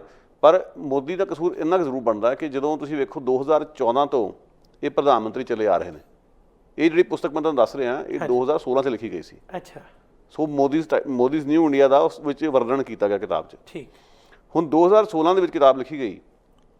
ਤੁਸੀਂ ਵੇਖੋ 2014 ਵਿੱਚ ਉਹ ਪ੍ਰਧਾਨ ਮੰਤਰੀ ਬਣਦੇ ਆ, ਗਲਵਕੜੀ ਪਾਈ ਹੋਈ ਤੁਸੀਂ ਅਕਾਲੀ ਦਲ ਦੇ ਨਾਲ। 6 ਸਾਲ ਹੋ ਗਏ, ਪਦਮ ਸ਼੍ਰੀ ਉਸ ਨੂੰ ਦਿੱਤਾ ਗਿਆ ਸੀਗਾ। ਉਸ ਦੇ ਸਮਰਥਕ ਮਹਿਸੂਸ ਕਰਦੇ ਕਿ ਉਹ ਵੀ 1957 'ਚ ਔਰ ਪਛੜ ਕੇ, ਜਦੋਂ ਕਿ ਉਸ ਤੋਂ ਕਿਤੇ ਵੱਡੇ ਇਨਾਮ ਦਾ ਹੱਕਦਾਰ ਸੀ, ਭਾਰਤ ਰਤਨ ਦਾ ਹੱਕਦਾਰ ਸੀ। ਉਹਨੂੰ ਮੋਦੀ ਸਾਹਿਬ ਭਾਰਤ ਰਤਨ ਵੀ ਦੇ ਸਕਦੇ ਸੀ, ਪਰ ਅਜਿਹਾ ਨਹੀਂ ਹੋਇਆ। ਉਲਟ ਗੱਲ ਇਹ ਹੋਈ ਹੈ, ਅਕਾਲੀਆਂ ਨਾਲ ਗਲਵਕੜੀਆਂ ਪਈਆਂ ਤਾਂ ਵੀ ਨਹੀਂ ਹੋਇਆ। ਹਾਲਾਂਕਿ ਕਹਿਣ ਨੂੰ ਤਾਂ ਪੰਜਾਬ ਦੇ ਬਹੁਤ ਵੱਡੇ ਇੱਕ ਹਾਕੀ ਦੇ ਆਈਕਨ ਰਹੇ ਨੇ। ਸੋ ਤੁਸੀਂ ਵੇਖੋ ਜ਼ਿਆਦਤੀਆਂ ਹੋਈਆਂ, ਜਿਸ ਦੇ ਕਰਕੇ ਬਲਬੀਰ ਸਿੰਘ ਨੇ ਵੀ ਉਸ ਪੱਤਰਕਾਰ ਨੂੰ ਕਿਤਾਬ ਦੇ ਵਿੱਚ ਕਿਹਾ ਕਿ ਮੈਂ ਮਹਿਸੂਸ ਕਰਦਾ ਕਿ ਮੈਂ ਸਿੱਖਾਂ ਤਾਂ ਮੈਨੂੰ ਜ਼ਿਆਦਤੀਆਂ ਹੋ ਰਹੀਆਂ। ਉਹ ਦਰਦ ਲੈ ਕੇ ਸੰਸਾਰ ਤੋਂ ਗਏ, ਚਾਹੇ ਕੋਈ ਮੰਨੇ ਚਾਹੇ ਨਾ ਮੰਨੇ। ਉਹ ਕਿਤਾਬ ਵਿੱਚ ਤਸਦੀਕ ਹੋਈ ਇਸ ਗੱਲ ਦੀ। ਹੁਣ ਮੋਦੀ ਸਾਹਿਬ ਨੇ ਇੱਕ ਹੱਥ ਉਹਨੂੰ ਤਾਂ ਭਾਰਤ ਰਤਨ ਦਿੱਤਾ, ਨਾਨਾ ਜੀ ਦੇਸ਼ਮੁਖ ਨੂੰ, ਪਿਛਲੇ ਸਾਲ ਦੀ ਗੱਲ ਕਰਦੇ ਹਾਂ ਅਸੀਂ, ਜਿਹਨੇ 84 ਦੇ ਕਤਲੇਆਮ ਨੂੰ ਜਸਟੀਫਾਈ ਕੀਤਾ। ਪਰ ਬਲਬੀਰ ਸਿੰਘ ਵਰਗੇ ਨੂੰ ਵਿਸਾਰ ਦਿੱਤਾ ਗਿਆ। ਇਹਦਾ ਜਵਾਬ ਤੇ ਮੋਦੀ ਨੂੰ ਦੇਣਾ ਪੈਣਾ। ਸੋ ਕਿਤਾਬ ਦੇ ਵਿੱਚ ਉਹ ਹਾਲਾਤ ਬਿਆਨ ਕੀਤੇ ਗਏ। ਹਾਲਾਂਕਿ ਬੜੀ ਹੈਰਾਨੀ ਹੁੰਦੀ ਕਿਤਾਬ ਪੜ੍ਹਨ ਤੋਂ ਬਾਅਦ ਕਿ ਕਈ ਬਲਬੀਰ ਸਿੰਘ ਦੇ ਨੇੜਲੇ ਸਾਥੀਆਂ ਦੇ ਵੀ ਇੰਟਰਵਿਊ ਪੈਟਰਿਕ ਨੇ ਕੀਤੇ। ਉਹਨਾਂ ਨੂੰ ਪੁੱਛਣ ਦੀ ਕੋਸ਼ਿਸ਼ ਕੀਤੀ ਕਿ ਤੁਹਾਨੂੰ ਕੀ ਲੱਗਦਾ ਕਿ ਇਹਦੇ ਨਾਲ ਜ਼ਿਆਦਤੀ ਹੋਈ ਨਹੀਂ ਹੋਈ। ਅਨੇਕਾਂ ਲੋਕ ਮਹਿਸੂਸ ਕਰ ਰਹੇ ਨੇ ਕਿ ਨਹੀਂ, ਇਹ ਜ਼ਿਆਦਤੀ ਨਹੀਂ ਹੋਈ, ਸਿੱਖ ਹੋਣ ਕਰਕੇ ਤਾਂ ਪ੍ਰਸ਼ਨ ਹੀ ਨਹੀਂ ਪੈਦਾ ਹੁੰਦਾ। ਜਦੋਂ ਕਿ ਪੈਟਰਿਕ ਨੇ ਪੂਰੀ ਡੂੰਘਾਈ ਤੱਕ ਜਾ ਕੇ ਸਾਰੇ ਮਸਲੇ ਚੀਰ ਫਾੜ ਕਰਕੇ ਦੱਸਿਆ ਕਿ ਭਾਰਤ ਵਿੱਚ ਕਿਸ ਤਰ੍ਹਾਂ ਦੀ ਸਿਆਸਤ ਚੱਲਦੀ ਹੈ, ਕਿਸ ਤਰ੍ਹਾਂ ਦੀ ਪਾਲਾਬੰਦੀ ਚੱਲਦੀ ਹੈ, ਫਿਰਕੂ ਸਿਆਸਤ ਕਿਵੇਂ ਚੱਲ ਰਹੀ ਹੈ, ਫਿਰਕੂਕਰਨ ਕਿਵੇਂ ਸਿਆਸਤ ਦਾ ਹੋ ਚੁੱਕਿਆ। ਸੋ ਇਹਨਾਂ ਗੱਲਾਂ ਦੇ ਬਾਵਜੂਦ ਤੁਸੀਂ ਇਨਕਾਰੀ ਹੋਵੋ ਜੀ, ਇਹ ਗੱਲ ਮਤਲਬ ਆਪਣੇ ਆਪ 'ਚ ਅਫਸੋਸ ਵਾਲੀ ਗੱਲ ਹੈ ਜੀ। ਇਸ ਤੋਂ ਬਾਅਦ ਆਪਾਂ ਕੀ ਕਹਿ ਸਕਦੇ ਹਾਂ? ਜਿਵੇਂ ਤੁਸੀਂ ਜ਼ਿਕਰ ਕੀਤਾ ਕਿ ਉਹਨਾਂ ਨੇ ਜੀਵਨ ਦੇ ਵਿੱਚ ਜਿੰਨਾ ਸੰਘਰਸ਼ ਕੀਤਾ, ਉਹਨਾਂ ਦੇ ਬਜ਼ੁਰਗ, ਉਹਨਾਂ ਦੇ ਮਾਨਯੋਗ ਪਿਤਾ ਜੀ ਖੁਦ ਆਜ਼ਾਦੀ ਘੁਲਾਟੀਏ ਦੇ ਤੌਰ 'ਤੇ ਜਾਂ ਪਰਿਵਾਰ ਦੀ ਦੇਣ ਹੈ। ਇਹ ਵੀ ਇੱਕ ਬੜਾ ਇਤਿਹਾਸਕ ਪੰਨਾ ਕਿ ਜਿੱਥੇ ਆਪ ਵਿੱਦਿਆ ਦੇ ਨਾਲ, ਸਪੋਰਟਸ ਦੇ ਨਾਲ ਜੁੜੇ ਹੋਏ ਸਨ। 47 ਵੇਲੇ ਵੀ ਅਣਵੰਡੇ ਭਾਰਤ ਦੇ ਜਿਹੜੇ ਕਪਤਾਨ ਹਾਕੀ ਦੇ ਇਹ ਸਨ, ਅੱਜ ਚਾਹੇ ਉਹ ਪਾਕਿਸਤਾਨ ਭਾਰਤ ਦੇ ਵਿੱਚ ਵੰਡਿਆ ਹੋਇਆ। ਤੇ ਦੂਸਰੇ ਪਾਸੇ ਪਰਿਵਾਰ ਨੇ ਜਿਹੜਾ ਆਪਣਾ ਰੋਲ ਨਿਭਾਇਆ ਕਿ ਬ੍ਰਿਟਿਸ਼ ਬਸਤੀਵਾਦ ਨੂੰ ਖਤਮ ਕਰਨ ਦਾ, ਇਹ ਬੜਾ ਵੱਡਾ ਇਤਿਹਾਸਕ ਰੋਲ ਹੈ ਪਰਿਵਾਰ ਦਾ ਤੇ ਉਹਨਾਂ ਦਾ ਆਪਣਾ ਬਜ਼ਾਤੇ ਖੁਦ। ਦੇਖੋ ਇਸ ਤਰ੍ਹਾਂ ਨਾ, ਜਿਵੇਂ ਤੁਸੀਂ ਇੰਟਰੋਡਕਸ਼ਨ 'ਚ ਮੈਂਸ਼ਨ ਕੀਤਾ ਸੀਗਾ ਜੀ 48 'ਚ ਜਿਹੜੀ ਲੰਡਨ 'ਚ ਗੇਮ ਹੋਈ ਹੈ, ਜਦੋਂ ਪਹਿਲੀ ਵਾਰੀ ਉਹਨਾਂ ਨੇ ਜਿੱਤ ਹਾਸਲ ਕੀਤੀ, ਉਹ ਆਪਣੇ ਆਪ ਸੋਚੋ ਕਿ ਕਿਸ ਤਰ੍ਹਾਂ ਦਾ ਮਾਹੌਲ ਹੋਊਗਾ। ਕਿਤਾਬ 'ਚ ਵੀ ਤੁਸੀਂ ਜੇ ਉਹਨੂੰ ਪੜ੍ਹੋ ਤਾਂ ਉਸ ਦੇ ਵਿੱਚ ਉਸਨੇ ਬੜੇ ਚੰਗੇ ਤਰੀਕੇ ਨਾਲ ਚਿੱਤਰਿਆ ਸਾਰੇ ਸੀਨ ਨੂੰ। 47 'ਚ ਮੁਲਕ ਆਜ਼ਾਦ ਹੁੰਦਾ, 48 'ਚ ਇਹ ਗੇਮ ਹੁੰਦੀ ਹੈ। ਹਾਂਜੀ, ਹੁੰਦੀ ਵੀ ਲੰਡਨ ਵਿੱਚ ਹੈ, ਜਿੱਥੇ ਮਤਲਬ ਬੇਸ ਸੀਗਾ ਬ੍ਰਿਟਿਸ਼ ਸਲਤਨਤ ਦਾ। ਉੱਥੇ ਕਿਵੇਂ ਲਿਆ ਗਿਆ ਹੋਊਗਾ ਇਹਨਾਂ ਲੋਕਾਂ ਨੂੰ ਜਿਹੜੇ ਭਾਰਤ ਤੋਂ ਪਾਕਿਸਤਾਨ ਤੋਂ ਗਏ। ਫਿਰ 47 ਦੀ ਵੰਡ ਦਾ ਇੱਕ ਹੁਣੇ ਪਹਿਲੂ ਸਾਡੇ ਸਾਹਮਣੇ ਆ, ਦੋਨਾਂ ਮੁਲਕਾਂ ਦੇ ਵਿਚਾਰੇ ਜਿਸ ਤਰ੍ਹਾਂ ਤਣਾਅਪੂਰਨ ਮਾਹੌਲ ਰਿਹਾ, ਉਹਦਾ ਕਿਹੋ ਜਿਹਾ ਅਸਰ ਉਸ ਵੇਲੇ ਹੋਊਗਾ ਜੀ। ਉਹਨਾਂ ਪਰਿਸਥਿਤੀਆਂ ਦੇ ਵਿੱਚੋਂ ਨਿਕਲਣਾ ਕੋਈ ਖਾਲਾਈ ਦਾ ਵਾੜਾ ਨਹੀਂ ਸੀਗਾ। ਸੋ ਬਲਬੀਰ ਸਿੰਘ ਲਈ ਬਹੁਤ ਵੱਡੇ ਇਮਤਿਹਾਨ ਦੀਆਂ ਘੜੀਆਂ ਸੀਗੀਆਂ। ਕਿੱਥੇ ਦੇਸ਼ ਵੰਡ ਤੋਂ ਪਹਿਲਾਂ ਆਪਣੇ ਜਿਹੜੇ ਮੁਸਲਮਾਨ ਸਾਥੀਆਂ ਨਾਲ ਰਲ ਕੇ, ਸਿੱਖਾਂ ਹਿੰਦੂਆਂ ਨਾਲ ਰਲ ਕੇ ਉਹਨਾਂ ਨੇ ਇੱਕ ਟੀਮ ਖੜੀ ਕੀਤੀ, ਬਿਲਕੁਲ, ਔਰ ਬਾਅਦ 'ਚ ਇੱਕਦਮ ਦੇਸ਼ ਦੀ ਵੰਡ ਹੋ ਜਾਣੀ। ਫਿਰ ਉਹ ਤੁਹਾਡੇ ਵਿਰੋਧੀ ਬਣ ਕੇ ਉੱਥੇ ਮੈਦਾਨ 'ਚ ਆ ਰਹੇ ਨੇ, ਜੰਗ ਵਰਗਾ ਮਾਹੌਲ ਬਣਿਆ ਹੋਇਆ, ਨਸਲਵਾਦ ਵੱਖਰਾ। ਤੁਸੀਂ ਅਜੇ ਆਜ਼ਾਦ ਹੋਏ ਹੋ, ਅਜੇ ਤੁਹਾਨੂੰ ਪੂਰੀ ਤਰ੍ਹਾਂ ਦਿਲੋਂ ਉਹਨਾਂ ਨੇ ਅਪਣਾਇਆ ਵੀ ਨਹੀਂਗਾ, ਨਾ ਬ੍ਰਿਟਿਸ਼ ਨੇ ਨਾ ਦੂਜਿਆਂ ਨੇ। ਸੋ ਇਹੋ ਜਿਹੀਆਂ ਪਰਿਸਥਿਤੀਆਂ ਵਿੱਚੋਂ ਨਿਕਲਣਾ ਕੋਈ ਛੋਟੀ ਮੋਟੀ ਗੱਲ ਨਹੀਂ ਸੀ। ਔਰ ਜਿਵੇਂ ਤੁਸੀਂ ਪ੍ਰਤਾਪ ਸਿੰਘ ਕਹਿਰੋਂ ਦੀ ਗੱਲ ਸੀ, ਉਹ ਕਿਤਾਬ ਦੇ ਵਿੱਚ ਵੀ ਉਹਨਾਂ ਨੂੰ ਦਰਦ ਇਸ ਗੱਲ ਦਾ ਮਹਿਸੂਸ ਹੋਇਆ ਕਿ ਇੱਕ ਵਿਅਕਤੀ ਵਧੀਆ ਯੋਗ ਅਗਵਾਈ ਦੇ ਰਿਹਾ ਸੀ, ਟੀਮ ਬੁਲੰਦੀਆਂ 'ਤੇ ਜਾ ਰਹੀ ਸੀ। ਦੇਖੋ ਤੁਸੀਂ ਆਪਣੇ ਜਿਹੜੇ ਚਹੇਤਿਆਂ ਨੂੰ ਮੂਹਰੇ ਲਿਆ ਰਹੇ ਹੋ, ਭਾਈ ਭਤੀਜਾਵਾਦ ਹੋ ਰਿਹਾ, ਔਰ ਉਸ ਵਿਅਕਤੀ ਦੀ ਜਿਹੜੀ ਹੈ ਤੋਹੀਨ ਕੀਤੀ ਗਈ, ਉਸ ਨੂੰ ਟਿੱਚ ਜਾਣਿਆ ਗਿਆ। ਬਾਅਦ 'ਚ ਦੇਖ ਲਓ 75 ਦੇ ਵਿੱਚ ਜੋ ਉਸਨੇ ਕਰਕੇ ਵਿਖਾਇਆ, ਉਹੀ ਇੱਜ਼ਤ ਮਾਨ ਬਹਾਲ ਕੀਤਾ। ਸੋ ਬਲਬੀਰ ਸਿੰਘ ਨਾਲ ਪੈਰ ਪੈਰ ਤੇ ਅਨਿਆਂ ਹੋਇਆ। ਔਰ ਇੱਕ ਮੈਂ ਤੁਹਾਨੂੰ ਛੋਟੀ ਜਿਹੀ ਗੱਲ ਦੱਸਦਾ, ਗੁਰਿੰਦਰ ਸਿੰਘ ਜੀ ਜਿਹੜੀ ਕਿਤਾਬ ਮੈਂ ਜਦੋਂ ਪੜ੍ਹੀ ਆ, ਇਹ ਮੈਨੂੰ ਗਿਫਟ ਕੀਤੀ ਸੀਗੀ ਚਾਰਲਸ ਸਮਿਥ, ਜਿਹੜੇ ਜਾਰਜੀਆ ਸਟੇਟ ਦੇ ਐਡੀਟਰ ਨੇ, ਜਿਨ੍ਹਾਂ ਦੇ ਲਈ ਮੈਂ ਲਿਖਦਾ। ਉਹ ਇੱਕ ਬੜੀ ਖੂਬਸੂਰਤ ਗੱਲ ਕਹਿੰਦੇ ਹੁੰਦੇ, ਕਹਿੰਦੇ ਜਦੋਂ ਕੋਈ ਵਿਅਕਤੀ ਕਹੇ ਨਾ ਨਸਲਵਾਦ ਮੇਰੇ ਨਾਲ ਹੋਇਆ, ਤਾਂ ਉਸ ਦੀ ਪੂਰੀ ਕਹਾਣੀ ਸੁਣੋ। ਉਹ ਕਿਉਂਕਿ ਉਹ ਤੁਹਾਨੂੰ ਦੱਸੂਗਾ ਮੈਂ ਮਹਿਸੂਸ ਕੀਤਾ ਔਰ ਕਿਉਂ ਮਹਿਸੂਸ ਕੀਤਾ। ਜੇ ਉਸਨੇ ਮਹਿਸੂਸ ਹੀ ਕਰ ਲਿਆ, ਸਮਝੋ ਨਸਲਵਾਦ ਹੋਇਆ, ਉਸ ਨੂੰ ਬਹੁਤੇ ਪ੍ਰਮਾਣ ਦੀ ਲੋੜ ਨਹੀਂ। ਜਿਹਨੂੰ ਅਸੀਂ ਕਹਿੰਦੇ ਨਾ ਜਿਸ ਤਨ ਲਾਗੇ ਸੋਈ ਜਾਣਾ। ਸੋ ਉਹ ਬਲਬੀਰ ਸਿੰਘ ਨੇ ਜਦੋਂ ਖੁਦ ਉਸ ਕਿਤਾਬ 'ਚ ਕਿਹਾ ਕਿ ਮੈਂ ਮਹਿਸੂਸ ਕਰਦਾ, ਇਸ ਗੱਲ ਤੇ ਗੌਰ ਕੀਤਾ ਜਾਣਾ ਚਾਹੀਦਾ ਸੀਗਾ ਜੀ। ਸੋ ਉਸ ਬਜ਼ੁਰਗ ਨਾਲ ਜ਼ਿਆਦਤੀਆਂ ਹੋਈਆਂ, ਉਹਨੂੰ ਵੱਡਾ ਪੁਰਸਕਾਰ ਮਿਲ ਸਕਦਾ ਸੀ, ਉਸ ਦੇ ਨਾਂ 'ਤੇ ਫਿਲਮਾਂ ਬਣ ਸਕਦੀਆਂ ਸੀਗੀਆਂ, ਹੋਰ ਬੜਾ ਕੁਝ ਹੋ ਸਕਦਾ ਸੀਗਾ। ਬਿਲਕੁਲ ਉਸ ਨੂੰ ਪਹਿਲਾਂ ਜਿਹੜਾ ਮੌਕਾ ਉਸ ਤੋਂ ਖੋਲਿਆ ਗਿਆ ਅਗਵਾਈ ਦਾ, ਇਹ ਆਪਣੇ ਆਪ 'ਚ ਬਹੁਤ ਵੱਡੀ ਜ਼ਿਆਦਤੀ ਸੀ। ਸੋ ਪੈਰ ਪੈਰ 'ਤੇ ਸਾਰੀਆਂ ਗੱਲਾਂ ਹੋਈਆਂ। ਸੋ ਮੈਂ ਸਮਝਦਾ ਕਿ ਬਲਬੀਰ ਸਿੰਘ ਨਾਲ ਅਨਿਆਂ ਬਹੁਤ ਹੋਇਆ। ਅੱਜ ਮੋਦੀ ਉਹਨਾਂ ਨੇ ਟਵਿੱਟਰ ਦੇ ਉੱਤੇ ਜਾ ਕੇ ਬੜਾ ਨਤਮਸਤਕ ਹੋਏ ਨੇ, ਪਰ ਉਹਦਾ ਕੋਈ ਮਤਲਬ ਹੀ ਹੈ ਨਹੀਂਗਾ। ਬਿਲਕੁਲ ਜੀ, 6 ਸਾਲ ਤੁਸੀਂ ਪ੍ਰਧਾਨ ਮੰਤਰੀ ਬੈਠੇ ਰਹੇ, ਤੁਸੀਂ ਭਾਰਤ ਦਵਾ ਦਿੰਦੇ। ਹੁਣ ਚੱਲ ਵਸੇ ਦੇ ਬਾਰੇ ਗੱਲਾਂ ਕਰ ਰਹੇ ਹੋ। ਕਿਤਾਬ ਵਿੱਚ ਜਿਸ ਤਰ੍ਹਾਂ ਦੀ ਟਿੱਪਣੀ ਕੀਤੀਆਂ ਗਈਆਂ, ਮਤਲਬ ਜਿਸ ਤਰ੍ਹਾਂ ਦੀ ਸਰਕਾਰ ਦੀ ਕਾਰਗੁਜ਼ਾਰੀ ਹੈ, ਜਿਹੜਾ ਮੌਜੂਦਾ ਹਾਲਾਤ ਹੈ, ਉਸ ਦੇ ਬਾਰੇ ਹੁਣ ਆਪਾਂ ਕੀ ਕਹਿਣਾ। ਇਹ ਆਪਣੇ ਆਪ 'ਚ ਇਹ ਦੱਸਦਾ ਕਿ ਘੱਟ ਗਿਣਤੀ ਨਾਲ ਜ਼ਿਆਦਤੀਆਂ ਉੱਥੇ ਹੁੰਦੀਆਂ ਆਈਆਂ ਨੇ ਔਰ ਹੋ ਰਹੀਆਂ ਨੇ। ਬਿਲਕੁਲ, ਜਿਹੜੀ ਖਾਸ ਕਰਕੇ ਜਿਹੜੀ ਤੁਸੀਂ ਘਟਨਾਕ੍ਰਮ ਦੇ ਬਾਰੇ ਵੇਰਵੇ ਦਿੱਤੇ ਨੇ ਕਿ ਜੋ ਅੱਜ ਦੀ ਤਾਰੀਖ ਦੇ ਵਿੱਚ ਜਦੋਂ ਬਲਬੀਰ ਸਿੰਘ ਇਸ ਸੰਸਾਰ ਤੋਂ ਕੂਚ ਕਰ ਰਹੇ ਨੇ, ਜਿਸਮਾਨੀ ਤੌਰ 'ਤੇ ਸਾਡੇ ਵਿਚਕਾਰ ਨਹੀਂ, ਹਾਲਾਂਕਿ ਉਹਨਾਂ ਦੀ ਲੈਗੇਸੀ, ਉਹਨਾਂ ਦੀ ਦੇਣ ਆਉਂਦੀਆਂ ਪੀੜ੍ਹੀਆਂ ਲਈ ਹਮੇਸ਼ਾ ਪ੍ਰੇਰਨਾ ਸਰੋਤ ਰਹੇਗੀ। ਪਰ ਹੁਣ ਉਸ ਦੇ ਲਈ ਸ਼ਰਧਾਂਜਲੀਆਂ ਭੇਟ ਕਰਨੀਆਂ, ਹੁਣ ਉਸ ਦੇ ਬਾਰੇ ਆਪਣੇ ਜਿਹੜੇ ਹੈ ਕੌਂਡੋਲੈਂਸ ਪੇਸ਼ ਕਰਨੇ, ਇਹ ਤਾਂ ਇੱਕ ਦਿਖਾਵਾ। ਜਦ ਕਿ ਮੈਨੂੰ ਯਾਦ ਹੈ ਕਿ ਕੈਨੇਡਾ ਦੀ ਧਰਤੀ 'ਤੇ ਪਿਛਲੇ 10 ਸਾਲਾਂ ਦੇ ਦੌਰਾਨ ਕਈ ਵਾਰ ਕੋਸ਼ਿਸ਼ ਹੋਈ, ਜਿਸ ਦਾ ਖੁਦ ਹਿੱਸਾ ਵੀ ਅਸੀਂ ਬਣੇ, ਕਿ ਇੱਥੋਂ ਦੀਆਂ ਜਿਹੜੀਆਂ ਸਪੋਰਟਸ ਆਰਗੇਨਾਈਜੇਸ਼ਨ ਨੇ ਪੰਜਾਬ ਦੇ ਵੱਲ ਅਤੇ ਪੰਜਾਬ ਦੀਆਂ ਨੇ ਹੋਰ ਸੰਸਥਾਵਾਂ ਨੇ ਮਿਲ ਕੇ ਇਹ ਮੁਹਿੰਮ ਚਲਾਈ ਕਿ ਬੇਸ਼ੱਕ ਇਹਨਾਂ ਨੂੰ ਕਿਸੇ ਭਾਰਤ ਰਤਨ ਵਗੈਰਾ ਪੁਰਸਕਾਰ ਕੋਈ ਬਹੁਤਾ ਇਹਨਾਂ ਦੇ ਲਈ ਵੱਡੀ ਚੀਜ਼ ਨਹੀਂ, ਕਿਉਂਕਿ ਓਲੰਪਿਕ ਰਤਨ ਆਪਣੇ ਆਪ 'ਚ ਇੱਕ ਦੁਨੀਆ ਦੇ ਨਜ਼ਰ ਦੇ ਵਿੱਚ ਵੱਡਾ ਥਾਂ। ਹਾਲਾਂਕਿ 2012 ਦੇ ਵਿੱਚ ਦੇਖੋ ਇੰਗਲੈਂਡ ਦੇ ਵਿੱਚ ਹੁਣ ਤੱਕ ਜਿਹੜੀਆਂ ਓਲੰਪਿਕ ਖੇਡਾਂ, ਉਹਨਾਂ ਦੇ ਆਈਕਨ ਜਿਹੜੇ ਆ ਉਹ ਨਿਰਧਾਰਿਤ ਕੀਤੇ ਗਏ ਅਤੇ ਉਹਨਾਂ ਨੂੰ ਸਨਮਾਨਿਤ ਕੀਤਾ ਗਿਆ। ਸਾਰੇ ਏਸ਼ੀਆ 'ਚੋਂ ਇਕੱਲੇ ਇੱਕ ਸ਼ਖਸ, ਪੂਰੇ ਏਸ਼ੀਆ 'ਚੋਂ ਇੱਕ ਸ਼ਖਸ, ਉਹ ਬਲਬੀਰ ਸਿੰਘ ਸਨ, ਜਿਨ੍ਹਾਂ ਦਾ ਉਹ ਸਨਮਾਨ ਹੋਇਆ। ਇਹ ਕੋਈ ਮਾੜੀ ਮੋਟੀ ਗੱਲ ਸੀ? ਵੇਖੋ ਗੱਲ ਇਸ ਤਰ੍ਹਾਂ ਕਿ ਇੰਡੀਆ ਦੇ ਵਿੱਚ ਧਿਆਨ ਸਿੰਘ ਚੰਦ ਨੂੰ ਜਿਵੇਂ ਚੱਕਿਆ ਗਿਆ ਜੀ, ਔਰ ਜਦੋਂ ਕਿ ਬਲਬੀਰ ਸਿੰਘ ਦਾ ਰਿਕਾਰਡ ਜੇ ਤੁਸੀਂ ਕਿਤਾਬ ਦੀ ਬਰੀਕੀ ਜਾ ਕੇ ਵੇਖੋ, ਉਸ ਤੋਂ ਕਿਤੇ ਜ਼ਿਆਦਾ ਤੁਹਾਨੂੰ ਬਹੁਤ ਠੋਸ ਨਜ਼ਰ ਆਉਂਦਾ। ਫਿਰ ਵੀ ਤੁਸੀਂ ਇੱਕ ਖਾਸ ਵਿਅਕਤੀ ਨੂੰ ਤਰਜੀਹ ਦੇ ਰਹੇ ਹੋ, ਇੱਕ ਖਾਸ ਵਿਅਕਤੀ ਨੂੰ ਪਿਛਾਂਹ ਕਰ ਰਹੇ ਹੋ। ਇਸ ਦੇ ਵਿੱਚੋਂ ਤੁਹਾਨੂੰ ਉਸ ਫਿਰਕੂ ਸਿਆਸਤ ਨੂੰ ਸਮਝਣ 'ਚ ਬਹੁਤੀ ਦੇਰ ਨਹੀਂ ਲੱਗਦੀ। ਜੀ ਜੀ ਜੀ।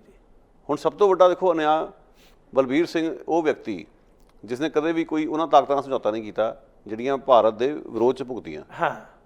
ਹੁਣ ਜਦੋਂ ਉਸਨੇ ਉਲਟਾ ਭਾਰਤ ਨੂੰ ਹਮੇਸ਼ਾ ਪਿਆਰ ਕੀਤਾ, ਉਹਨੂੰ ਤਾਂ ਇੰਨਾ ਭਰੋਸਾ ਸੀ ਆਪਣੇ ਮੁਲਕ ਦੇ ਉੱਤੇ। ਜਦੋਂ 1984 ਦਾ ਕਤਲੇਆਮ ਹੋਇਆ, ਜਦੋਂ ਹਵਾਈ ਅੱਡੇ 'ਤੇ ਉਹ ਗਏ ਨੇ, ਭਾਰਤ ਗਏ, ਉਹਨਾਂ ਨੂੰ ਨਹੀਂ ਸੀ ਪਤਾ ਕਿ ਇੱਥੇ ਕੀ ਹੋਇਆ, ਕੀ ਵਾਪਰਿਆ। ਜੀ। ਪਤਾ ਲੱਗਿਆ ਕਿ ਇੰਦਰਾ ਗਾਂਧੀ ਦਾ ਕਤਲ ਹੋਇਆ ਤੇ ਸਿੱਖ ਭਾਈਚਾਰੇ ਦਾ ਸ਼ਿਕਾਰ ਖੇਡਿਆ ਜਾ ਰਿਹਾ। ਉਹਨਾਂ ਨੂੰ ਕਿਹਾ ਗਿਆ ਤੁਸੀਂ ਏਅਰਪੋਰਟ ਤੋਂ ਬਾਹਰ ਨਹੀਂ ਜਾ ਸਕਦੇ। ਉਹ ਕਹਿੰਦੇ ਮੈਂ ਜਾਊਂਗਾ, ਮੇਰਾ ਮੁਲਕ ਹੈ, ਮੈਂ ਆਪਣੇ ਮੁਲਕ ਨੂੰ ਪਿਆਰ ਕਰਦਾ, ਮੈਨੂੰ ਰੋਕੂ ਕਿਹੜਾ। ਫਿਰ ਉਹਨਾਂ ਨੂੰ ਕਿਹਾ ਕਿ ਦਸਤਾਰ ਲਾ ਕੇ ਜਾਓ। ਕਹਿੰਦੇ ਮੈਂ ਦਸਤਾਰ ਵੀ ਨਹੀਂ ਲਾਉਣੀ, ਮੈਂ ਕਿਹੜਾ ਇੰਦਰਾ ਨੂੰ ਮਾਰਿਆ ਸੀਗਾ। ਮਤਲਬ ਉਹ ਦਰਦ ਵੀ ਉਹਨਾਂ ਨੇ ਹੰਢਾਇਆ। ਉਸ ਮੁਲਕ ਵਿੱਚ ਬੇਗਾਨਗੀ ਦੀ ਭਾਵਨਾ ਨੂੰ ਉਹਨਾਂ ਨੇ ਮਹਿਸੂਸ ਕੀਤਾ। ਸੋ ਜਦੋਂ ਇੱਕ ਅਖੀਰ ਹੀ ਹੋ ਗਿਆ 84 ਦੇ ਵਿੱਚ, ਜੋ ਉਹਨਾਂ ਨੇ ਆਪਣੀ ਅੱਖੀਂ ਵੇਖਿਆ। ਸੋ ਕਿਤਾਬ ਦੇ ਵਿੱਚ ਜੋ ਕੁਝ ਵੀ ਪੈਟਰਿਕ ਨੇ ਲਿਖਿਆ, ਸਮਝਿਆ ਉਸ ਗੱਲ ਨੂੰ ਵੱਡੇ ਪਰਿਪੇਖ 'ਚ ਰੱਖ ਕੇ ਸਮਝਾਉਣ ਦੀ ਕੋਸ਼ਿਸ਼ ਕੀਤੀ ਹੈ। ਹਾਂਜੀ।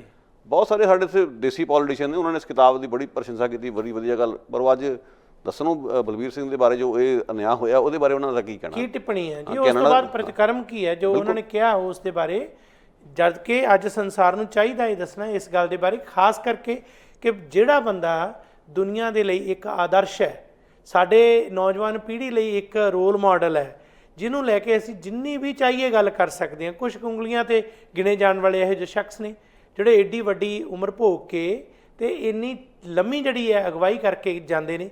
ਉਹ ਪਤਾ ਨਹੀਂ ਕਿੰਨੀਆਂ ਕੁ ਅਕੈਡਮੀਆਂ, ਕਿੰਨੀਆਂ ਕੁ ਸੰਸਥਾਵਾਂ ਬਲਬੀਰ ਸਿੰਘ ਦਾ ਕਿੰਨਾ ਕੁ ਵੱਡਾ ਜਿਹੜਾ ਕੱਦ ਹੈ ਉਸ ਨੂੰ ਬਿਆਨ ਕਰ ਸਕਦੀਆਂ ਨੇ। ਪਰ ਅਫਸੋਸ ਇਹ ਹੈ ਕਿ ਪਾਠਕ੍ਰਮਾਂ ਦੇ ਵਿੱਚ ਜਿਵੇਂ ਬਲਬੀਰ ਸਿੰਘ ਨੂੰ ਪੜ੍ਹਾਇਆ ਜਾਣਾ ਚਾਹੀਦਾ ਸੀ, ਜਿਉਂਦੇ ਜੀ ਇੱਥੇ ਕੈਨੇਡਾ 'ਚ ਅਸੀਂ ਬੈਠੇ ਹਾਂ, ਇੱਥੇ ਨੌਜਵਾਨ ਖਿਡਾਰੀਆਂ ਦੇ ਨਾਂ 'ਤੇ ਸਕੂਲਾਂ ਦੇ ਨਾਂ ਬਣੇ ਹੋਏ ਨੇ, ਯੂਨੀਵਰਸਿਟੀਆਂ ਦੇ ਨਾਂ ਬਣੇ ਹੋਏ ਨੇ, ਪਰ ਬਲਬੀਰ ਸਿੰਘ ਦੇ ਨਾਂ 'ਤੇ ਕਿਹੜੀ ਸੰਸਥਾ ਇਹੋ ਜੀ? ਦੇਖੋ ਗੱਲ ਸਰ, ਜਿਹੜਾ ਤੁਸੀਂ ਕਿਹਾ ਨਾ, ਬਲਬੀਰ ਸਿੰਘ ਨੂੰ ਲੋਕਾਂ ਨੇ ਆਪਣੇ ਪਿਆਰ ਰਾਹੀਂ ਦੱਸ ਤੱਕ ਉਹਦੀ ਅਜੇ ਵੀ ਲੋਕਾਂ ਵਿੱਚ ਥਾਂ ਹੈ। ਹਾਂਜੀ। ਉਹਨੂੰ ਪੂਰੇ ਸਰਕਾਰੀ ਮਾਨ ਸਨਮਾਨ, ਅੰਤਰ ਸੰਸਕਾਰ ਵੀ ਹੋ ਗਿਆ। ਹਾਂਜੀ ਹਾਂਜੀ। ਪਰ ਸਵਾਲ ਇਹ ਉੱਠਦਾ ਕਿ ਕੀ ਬਲਬੀਰ ਸਿੰਘ ਇਹਨਾਂ ਚੀਜ਼ਾਂ ਦਾ ਮੁਹਤਾਜ ਸੀਗਾ? ਪਰ ਬਲਬੀਰ ਸਿੰਘ ਇੱਕ ਇਨਸਾਨ ਹੋਣ ਦੇ ਨਾਤੇ, ਸੰਵੇਦਨਸ਼ੀਲ ਇਨਸਾਨ ਹੋਣ ਦੇ ਨਾਤੇ ਇਹ ਤਾਂ ਮਹਿਸੂਸ ਕਰਦਾ ਸੀ ਨਾ ਕਿ ਮੈਨੂੰ ਕਿਸ ਤਰ੍ਹਾਂ ਦੀਆਂ ਔਖਿਆਈਆਂ ਔਂਕੜਾਂ ਆ ਰਹੀਆਂ, ਬਾਰ-ਬਾਰ ਮੈਨੂੰ ਧੱਕਿਆ ਜਾ ਰਿਹਾ, ਮੈਨੂੰ ਆਪਣੀ ਥਾਂ ਲੈਣ ਲਈ ਅੱਗੇ ਹੋਣਾ ਪੈਂਦਾ। ਇਹ ਜਿਹੜੀ ਪੀੜ ਹੈ ਬਹੁਤ, ਜਿਹੜੀ ਜਿਸ ਵਿਅਕਤੀ 'ਚ ਹੋਵੇ ਨਾ, ਅਣਖ ਹੋਵੇ, ਉਸ ਦੇ ਲਈ ਬਹੁਤ ਵੱਡੀ ਸੱਟ ਹੈ ਜੇ ਕੋਈ ਸਮਝੇ ਤਾਂ। ਹੁਣ ਅਸੀਂ ਕਈ ਵਾਰੀ ਆਪਣੇ ਨਾਇਕਾਂ ਨੂੰ ਬੜਾ ਵਡਿਆਉਂਦੇ ਹਾਂ, ਉਹਨਾਂ ਦੀ ਗੱਲਾਂ ਸੁਣ ਕੇ ਬੜੇ ਖੁਸ਼ ਹੁੰਦੇ ਹਾਂ, ਪਰ ਜਦੋਂ ਅਸੀਂ ਨਾਇਕਾਂ ਦੇ ਕੰਮਾਂ ਦਾ ਮੁਲਾਂਕਣ ਕਰਨਾ ਹੋਵੇ, ਸਾਨੂੰ ਥੋੜ੍ਹਾ ਜਿਹਾ ਸੋਚਣਾ ਪਊਗਾ ਦੁਨੀਆ ਜਿਹੜੀ ਹੈ ਨਾ, ਇਹਦੇ ਵਿੱਚ ਕਾਣੀ ਵੰਡ ਹੋਈ ਹੈ। ਦੁਨੀਆ ਇਹ ਪਰਫੈਕਟ ਨਹੀਂ ਗੀ ਆਵਦੀ, ਬਰਾਬਰ ਤਰ੍ਹਾਂ ਦੀ ਕੋਈ ਚੀਜ਼ ਹੈ ਨਹੀਂ, ਨਾ ਬਰਾਬਰੀ ਦਾ ਬੋਲਬਾਲਾ, ਔਰ ਬਰਾਬਰਤਾ ਦੇ ਨਾਂ 'ਤੇ ਵੀ ਕੁਛ ਲੋਕਾਂ ਦੇ ਨਾਲ ਬਰਾਬਰਤਾ ਵੱਧ ਕੀਤੀ ਜਾਂਦੀ। ਬਲਬੀਰ ਸਿੰਘ ਦਾ ਜਿਹੜਾ ਅਨਿਆਂ ਹੋਇਆ, ਉਹ ਇਸ ਗੱਲ ਦਾ ਸੂਚਕ ਹੈ। ਜਿੰਨੇ ਵੀ ਸੰਸਾਰ ਭਰ 'ਚ ਨਾਇਕ ਉੱਠੇ ਨੇ, ਘੱਟ ਗਿਣਤੀਆਂ 'ਚੋਂ, ਦੱਬੇ ਕੁਛ ਦੇ ਵਰਗ 'ਚੋਂ, ਹਾਸ਼ਿਆਗ੍ਰਸਤ ਲੋਕਾਂ 'ਚੋਂ, ਉਹਨਾਂ ਦੀ ਕਹਾਣੀ ਜਿਹੜੀ ਹੈ ਸਮਝਣੀ ਬਹੁਤ ਜ਼ਰੂਰੀ ਹੈ ਕਿ ਜਦੋਂ ਉਹ ਮੱਲਾ ਮਾਰਦੇ ਨੇ ਜਾਂ ਕਿਸੇ ਪਹੁੰਚਦੇ ਨੇ ਤਾਂ ਕਿਸ ਤਰ੍ਹਾਂ ਦੀਆਂ ਔਂਕੜਾਂ ਉਹਨਾਂ ਨੂੰ ਆਉਂਦੀਆਂ। ਬਿਲਕੁਲ। ਚਾਹੇ ਦਸਤਾਰ ਕਰਕੇ, ਚਾਹੇ ਉਹਨਾਂ ਦੀ ਚਿਹਰੇ ਦੀ ਦਿੱਖ ਕਰਕੇ, ਨੈਣ ਨਕਸ਼ ਕਰਕੇ, ਚਮੜੀ ਦੀ ਰੰਗ ਕਰਕੇ, ਉਹਨਾਂ ਦੀ ਬੋਲੀ, ਸੱਭਿਆਚਾਰ, ਮਜ਼ਹਬ, ਇਹ ਦਿੱਕਤਾਂ ਆਉਂਦੀਆਂ ਉਹਨਾਂ ਨੂੰ। ਮੁਖਤਾਰਾਂ ਦਾ ਹਿੱਸਾ ਤਾਂ ਕਦੇ ਵੀ ਨਹੀਂ ਸੀ ਉਹ। ਸੋ ਇਹ ਜਿਹੜੀ ਸੰਵੇਦਨਸ਼ੀਲਤਾ ਜਿਹੜੀ ਹੈ ਨਾ, ਇਹ ਚਾਹੀਦੀ ਆ। ਉਹ ਤੋਂ ਬਿਨਾਂ ਇਹ ਮੁਸ਼ਕਿਲਾਂ ਅੱਗੇ ਹੋਰ ਆਉਣਗੀਆਂ।